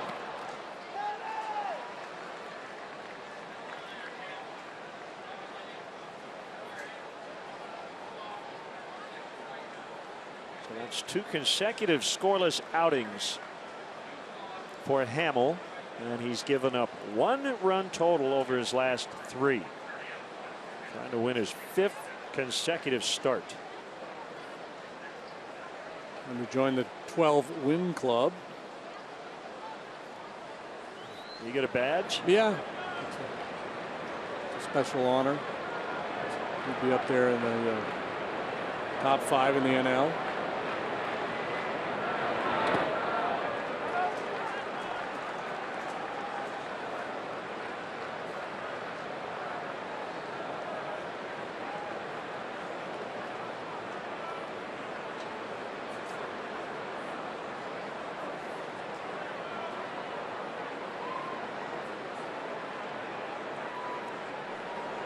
Got his 16th tonight.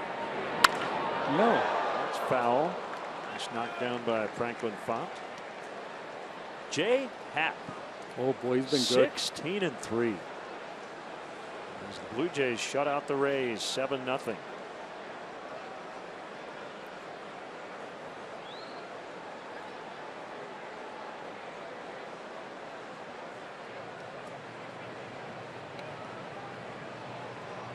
Pedro Strop getting ready for the 8th.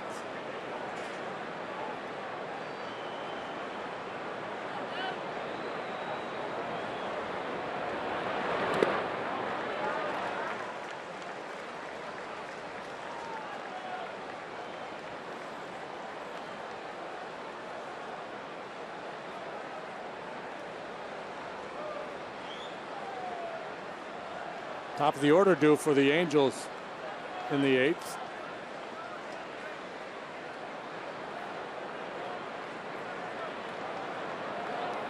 So that's where the heavy lifting will be done tonight. Yep.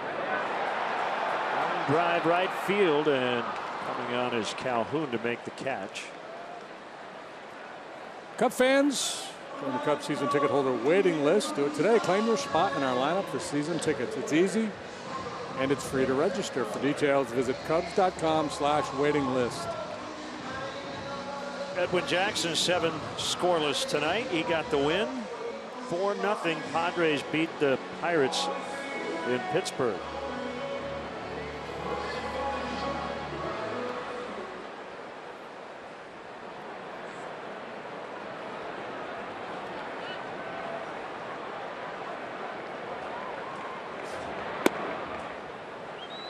One and 0 to Fowler.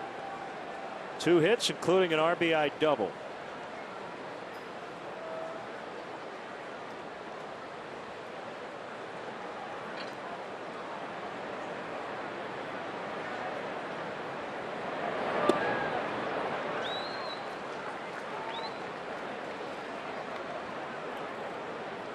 '200th career homer for Johnny Peralta in the Cardinals' 3-2 win over the Reds.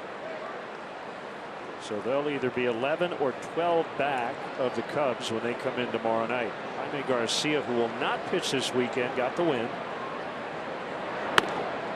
He went 8 innings. Anthony DeSclafani took his first loss of the season for the Reds.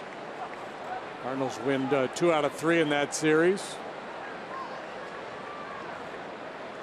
Leadoff homer by Matt Carpenter. in the first inning tonight. A kick off the mound and jump over second base. Simmons makes the play.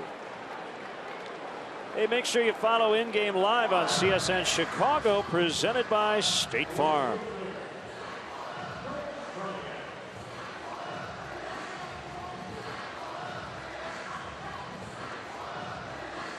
Two outs, nobody on. It's Chris Bryant.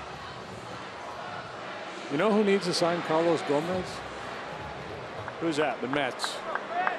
Guess they tried to trade for him last year. Yeah, New York needs Carlos, and Carlos needs New York. That'd be a good fit. Well, he could be a teammate of Wilmer Flores. They were going to get traded for one another.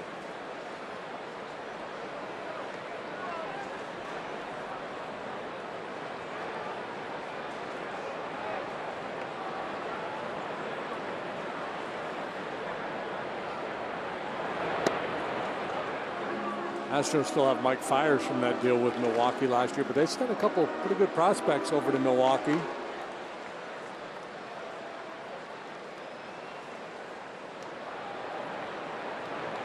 Along with Jonathan Villar was part of that deal.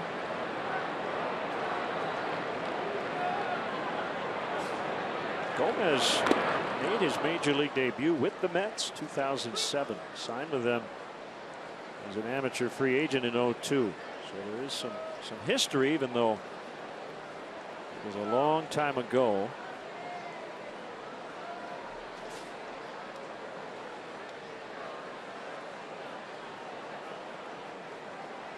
His best work by far done as a Milwaukee Brewer. Much better there than everywhere else.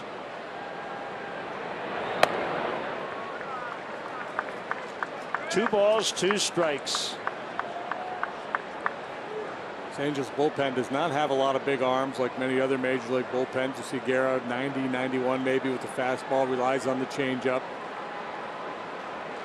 Similar MO with a number of the guys out there. Of course, Houston Street was the closer before getting hurt. And that was his game. Another guy I think about with like Gomez is Ryan Ludwig. He was better with the Cardinals than everybody else for whatever reason. Just certain guys, you know. 2-0 Cubs. We go to the 8th.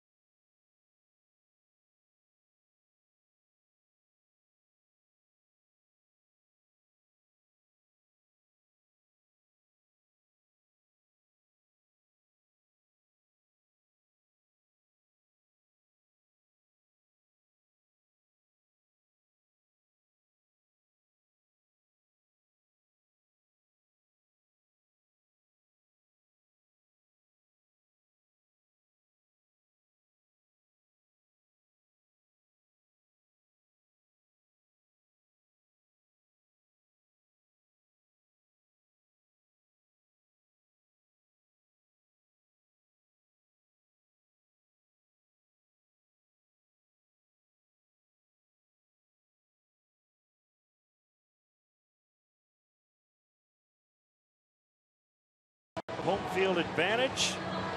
Been pretty good since the All-Star break.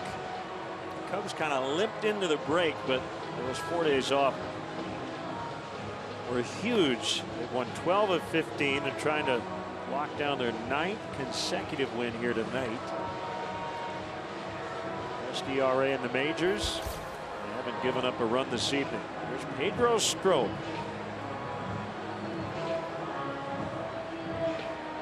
7 sterling innings from Hamill. He passes the baton to Strop, and he's been a very capable carrier of the baton. all year long and awfully good of late, as Len mentioned. 2.68 the ERA, puny batting average against.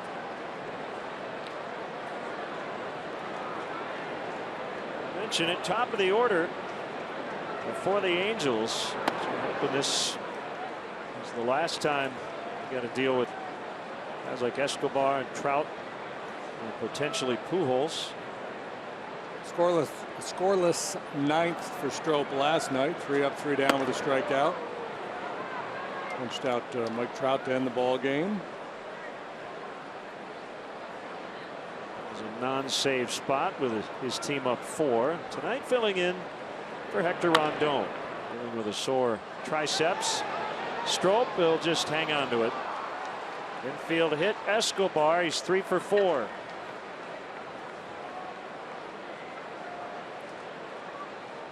I hope everybody's all right. And Strop slid to go make that play. He and Baez both hunched over, but Pedro is not quite right here. Baez is trying to corral him so he doesn't make a mistake. Trying to make a play that wasn't there to be made. He's done. Well, he is really hurting. Okay, so is it possibly right there when he planted, he tweaked his knee? I don't know. It's funny. I didn't see any reaction from him when he first went down. Okay. I didn't see him react. So not a good development as Pedro Strop will head off. We take one more look at it. Left leg or knee. So let's see if we see anything particular with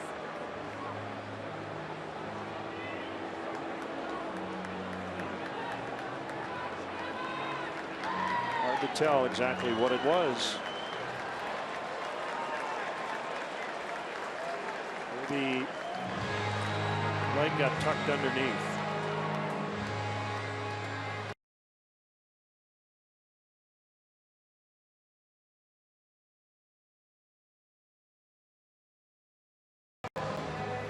Possibly Edwards against Trout and Pujols.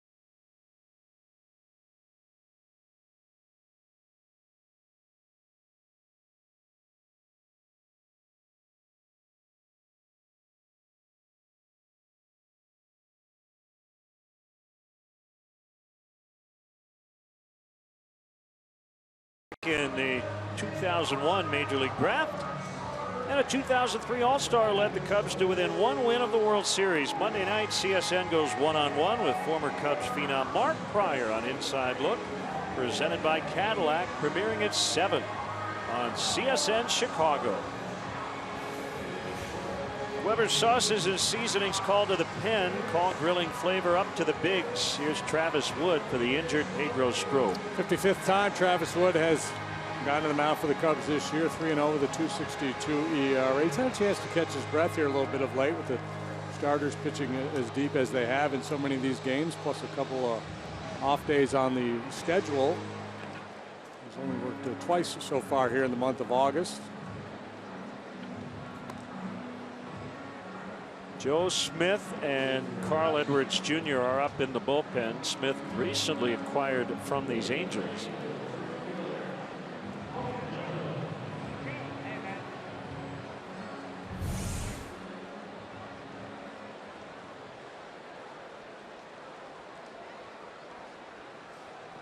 He landed on that left ankle.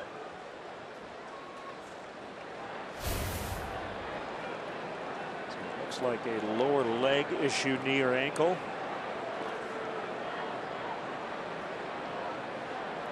Here's Wood to Calhoun, driven out into left center. Escobar on his way to third. Ron Renicky will hold him, and the Angels are in business. 2 in scoring position with nobody out, and Mike Trout coming up.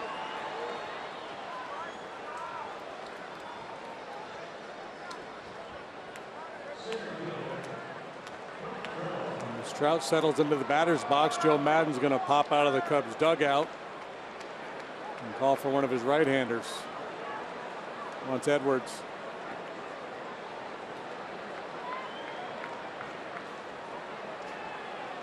So 3 batters, 3 pitchers to start this 8th. Here comes Edwards, and we'll be back.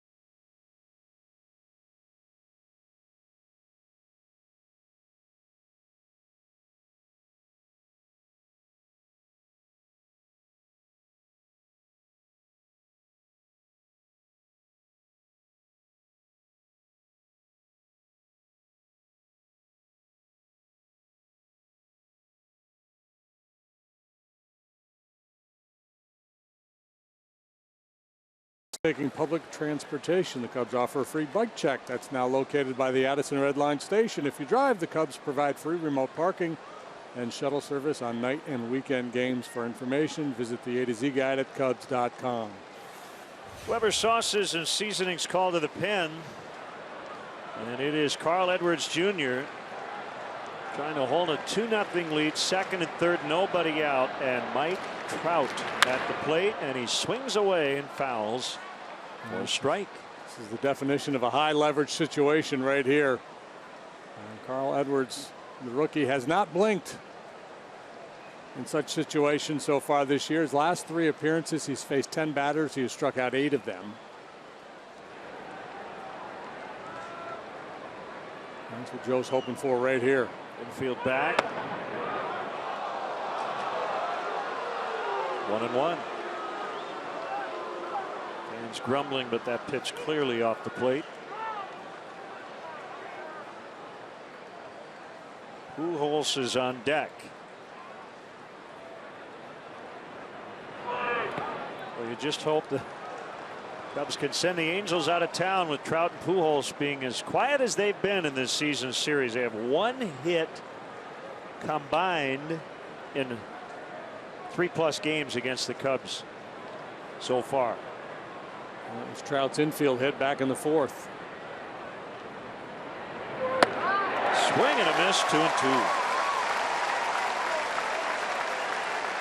The Angels having a hard time scoring runs. Even a patient hitter like Trout can get out of his game a little bit, trying to drive in some big runs.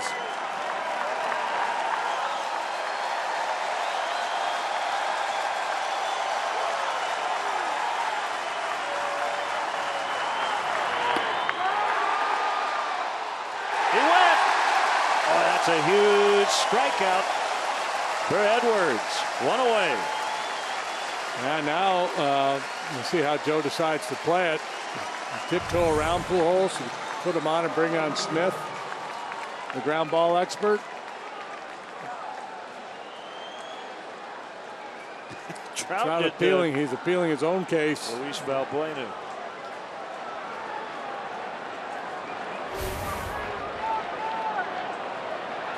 Pujols with the base open.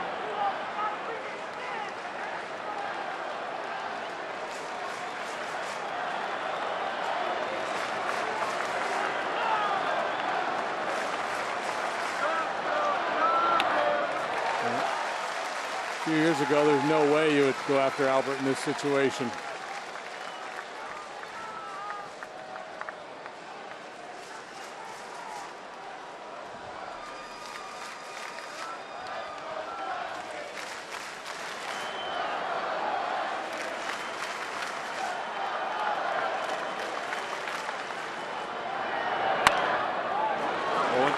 What a moment for the kid.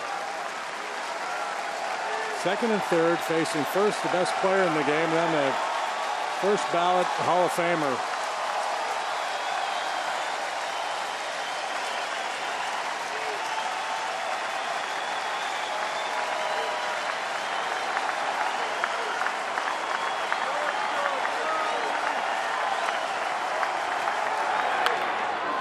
We'll try it again.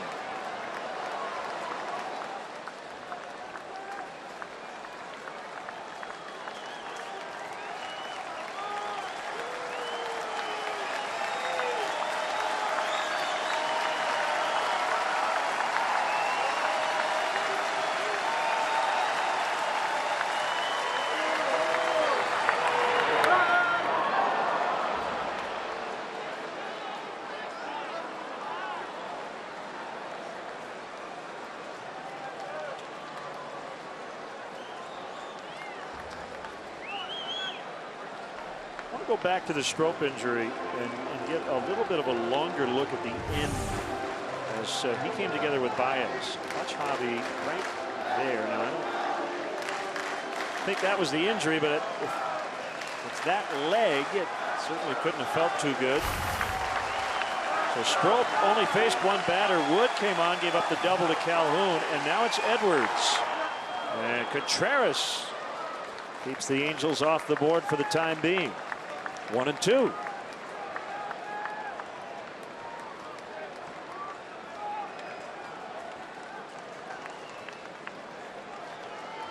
have not seen Chapman get loose yet. I don't think he will. Sounds like Joe's going to kind of keep him in the ninth inning alone these days. See that pitch tracks? It's been down and away, up and away. Nothing in, and this is where you have that battle within your own mind as a pitcher. I dare try to beat him inside. You feel like you have him set up because of all the work you've done away, but if you make a mistake on the inner third and he hits it on the street, you're not going to feel very good about things. I mean, that's just, Edwards has enough stuff he could do. He could beat Pujols inside in this situation, but if you're trying to pitch away from slugging, you're probably going to stay away.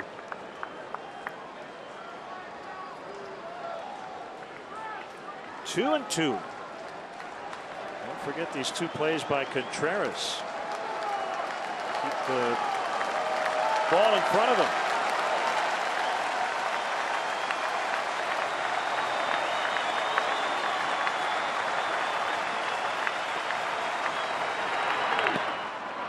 Another ball bounces up there, and it's 3-2.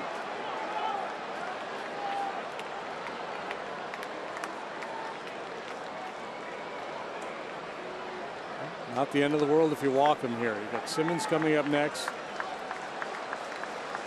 Extreme ground ball hitter. You got Smith, the sinker baller in the pen.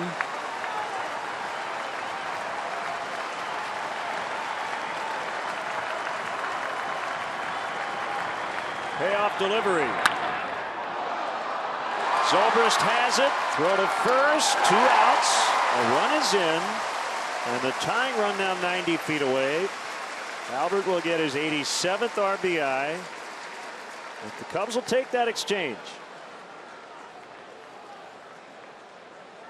The ball really well struck by Pujols, but the mound took a big bite out of it.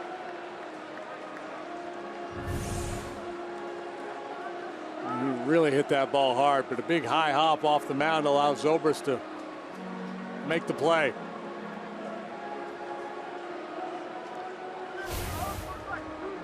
So Escobar in. It's only the 3rd run the Angels have scored against the Cubs this season.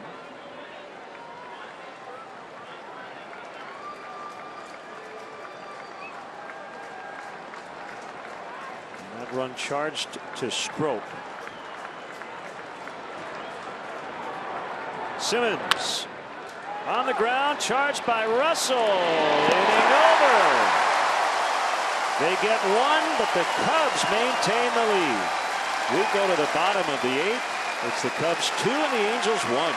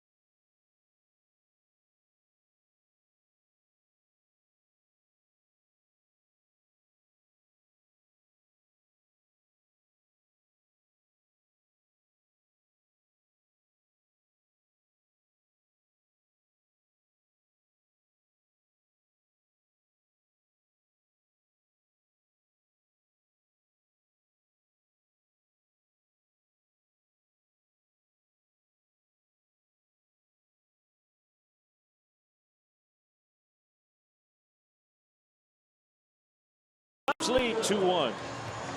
Trying to add on to their lead after the Angels closed to within a run. J.C. Ramirez, a right-hander on for LA, and it is Aroldis Chapman just starting to crank it up in the Cubs bullpen.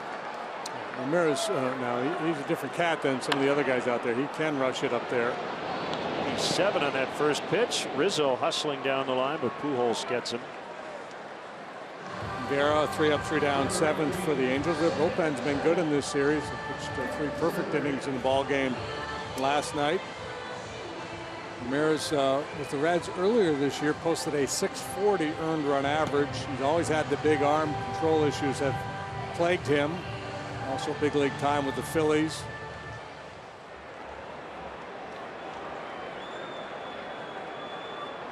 A few different organizations now. Spent time with the Mariners and the Diamondbacks and the Indians.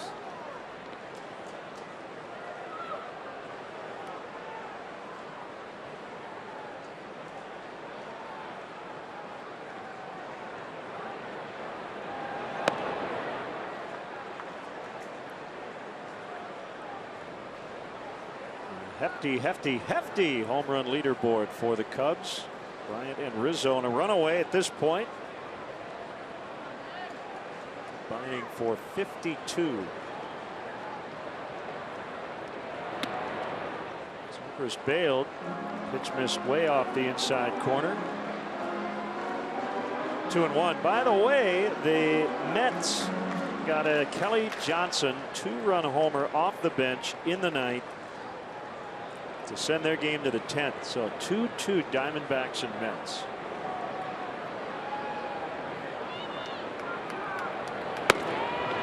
Two on Zobrist. Pretty firm there. 98 from Ramirez. Listed at 6'4" and 250.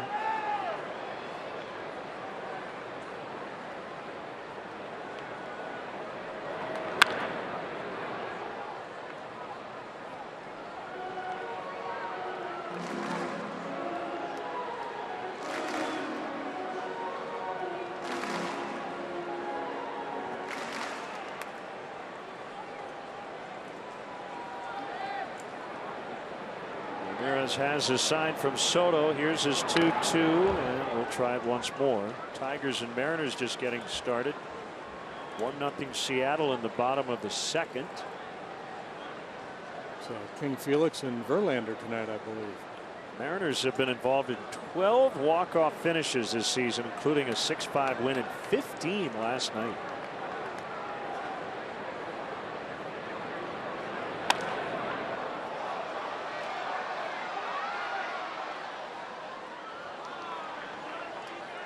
Robinson Cano with a first inning home run.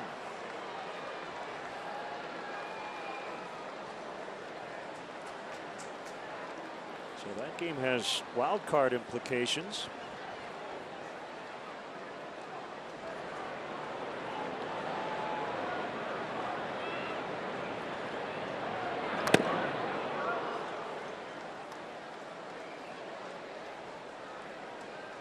Good battle brewing between Ramirez and Zobrist. Zobrist is so tough to beat in the strike zone. Rarely swings and misses. That pitch is in the zone. Just got a piece of that one.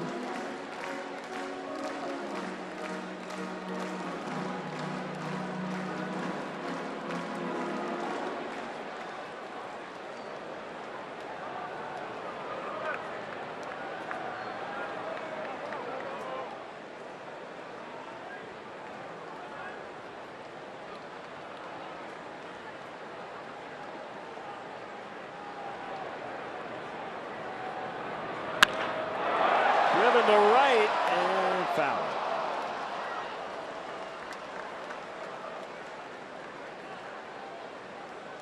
Mentioned Ramirez was with the Reds earlier this year. Had that 6.40 ERA there. With the Angels, he's pitched to a 2.70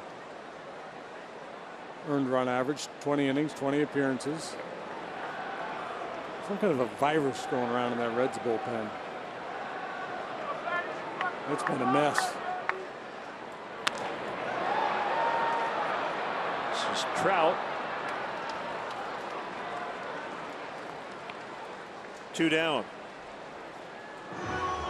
So the up-to-date total on Trout and Pujols against the Cubs this season, they're 1 for 30.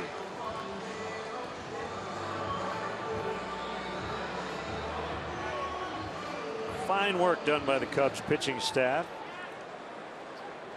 Trout wants us to stop talking about it. I saw that. It's enough. Just waved it off. No moss. Strike to Russell.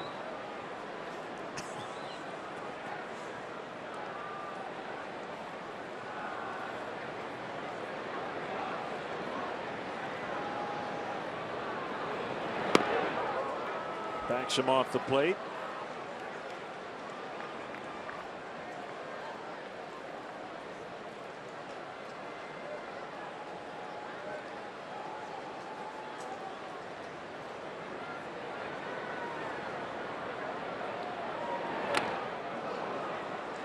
Foul tip.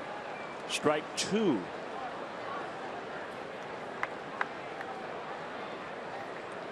And it's an 0 for 3 tonight. Hit the ball really hard back in the first inning. Maybe the hardest ball all night.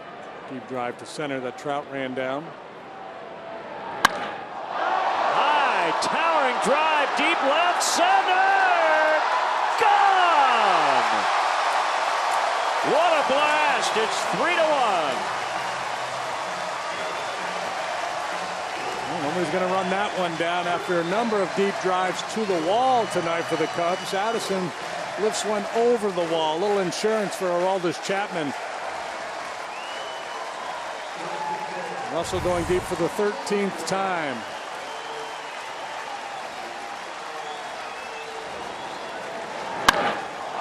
Impressive to get on top of that pitch. Well up above the belt. Ford home run replay. They get that run right back. Hayward slowly chops to second. Pennington will throw him out. We'll go to the 9th inning. It's the Cubs 3. And the Angels won the All-Star, adding some insurance.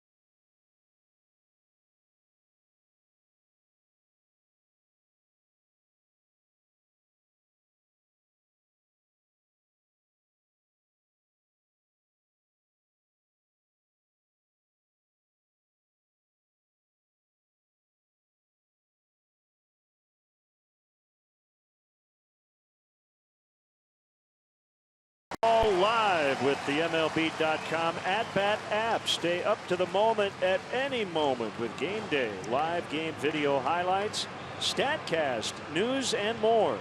Download MLB.com at-bat, the #1 app for live baseball on your phone and tablet. Fireballing lefty Aroldis Chapman. You see his combined work between the Yankees and the Cubs. 23 out of 25 with a 1.95 ERA.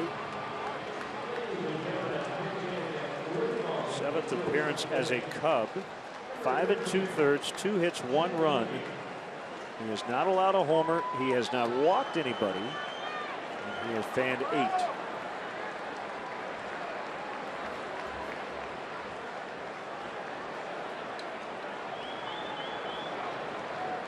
Be Jet Bandy here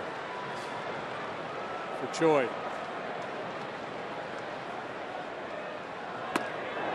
Ball 1. Bandy, pretty good fastball hitter, better down than up. 100 on the gun. We're outside for a ball.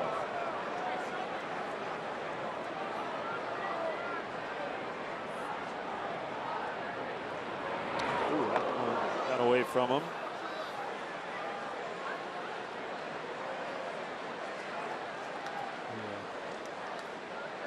Caught a cleat there.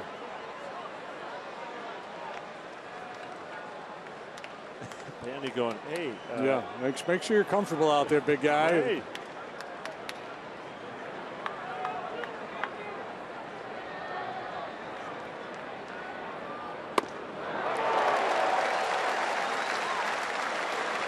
Two and 1.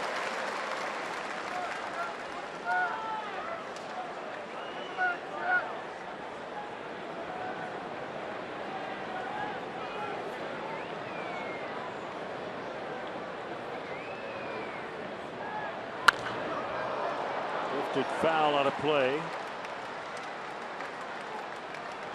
In an era of extreme hard throwers, Chapman rises above the field with that average fastball velocity of 100 miles per hour.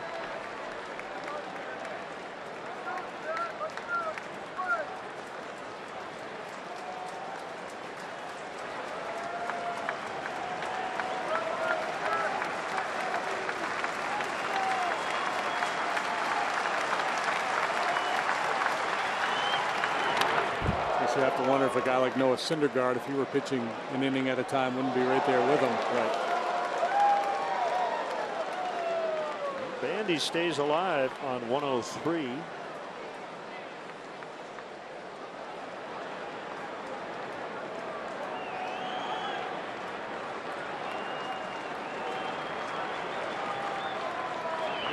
Got him that time.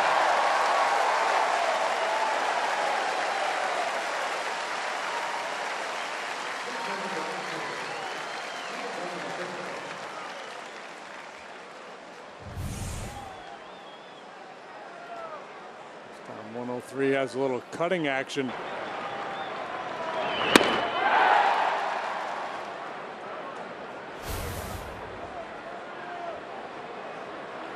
There's no shame in swinging and missing at that pitch.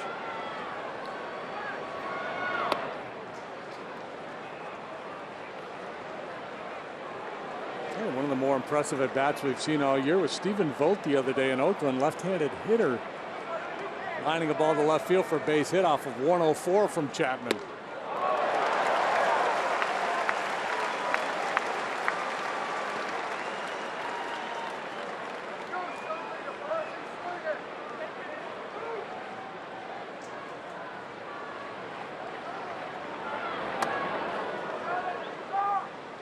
Two and one to Soto.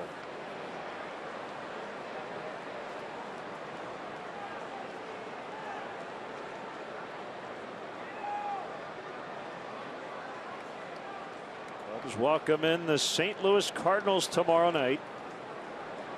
Angels will head off to Cleveland to start a 4-game weekend set. Cubs trying to win their 9th in a row. Angels looking to avoid their 6th straight loss. They've got 2 outs to work with, trailing by 2. 2-2 to Soto. Pennington on deck.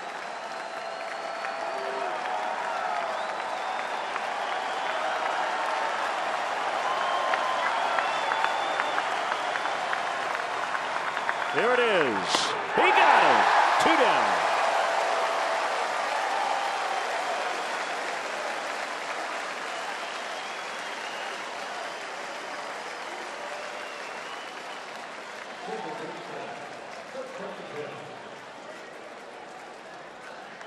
Pennington will turn around and bat right-handed.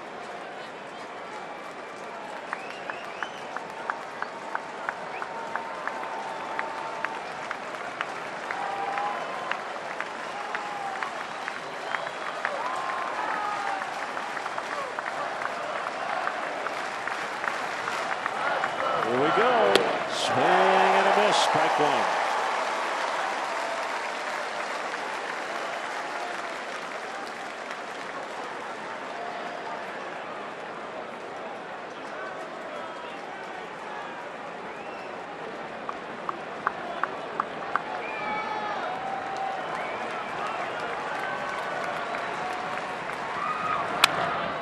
Broken bat, fly ball down the left field line and foul.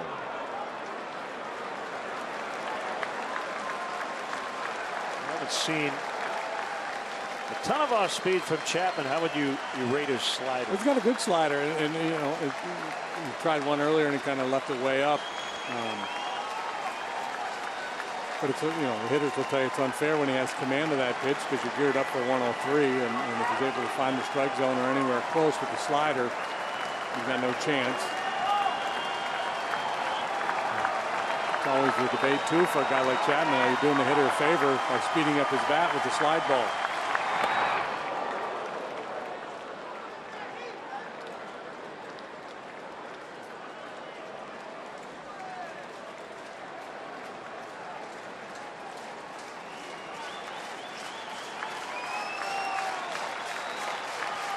kick and the pitch. Missed again. Maybe overthrown a little bit there.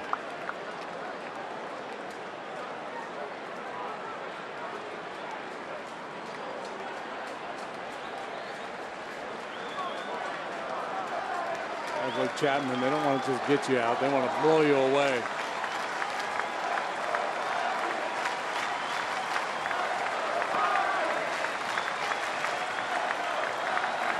Contreras wants some inside heat. 2-2. Swing and a miss. Missed his spot. Didn't matter. He strikes out the side. Cubs win. Cubs sweep. And they've taken 9 in a row. I think at 103, anywhere in the vicinity is his spot. That was a big home run by Addison Russell to give Chapman a little breathing room to work the top half of the ninth. He does his piece striking out the side to pick up the save. But I tell you what, if you're going to give away a game ball tonight, give it to Carl Edwards Jr. That was huge. Yeah, Benny's toast of the game, presented by Benny's Beverage Depot. Honorable mention to Jason Hamill for sure, but we are going to give it to Carl Edwards Jr. And comes in second and third, nobody out. He's got to deal with Trout and Pujols. He gets Trout on a little check swing strikeout, then the ground ball off the bat of Pujols. Gets one home, but a very dangerous hitter retired, and then the ground ball off the bat of Simmons to finish the inning. Benny's Beverage Depot is the official champagne provider of the Chicago Cubs. Kelly is going to speak with Wilson Contreras. For the Cubs just won their 9th in a row. They'll have a 12-game lead over the Cardinals going into the series tomorrow. Kelly. Well, Wilson, those were a couple of really big outs there in the 8th inning. Why don't you walk us through those at-bats with Pujols and Trout and working with C.J. Edwards there in a very high-leverage moment? I mean, C.J. has pitches.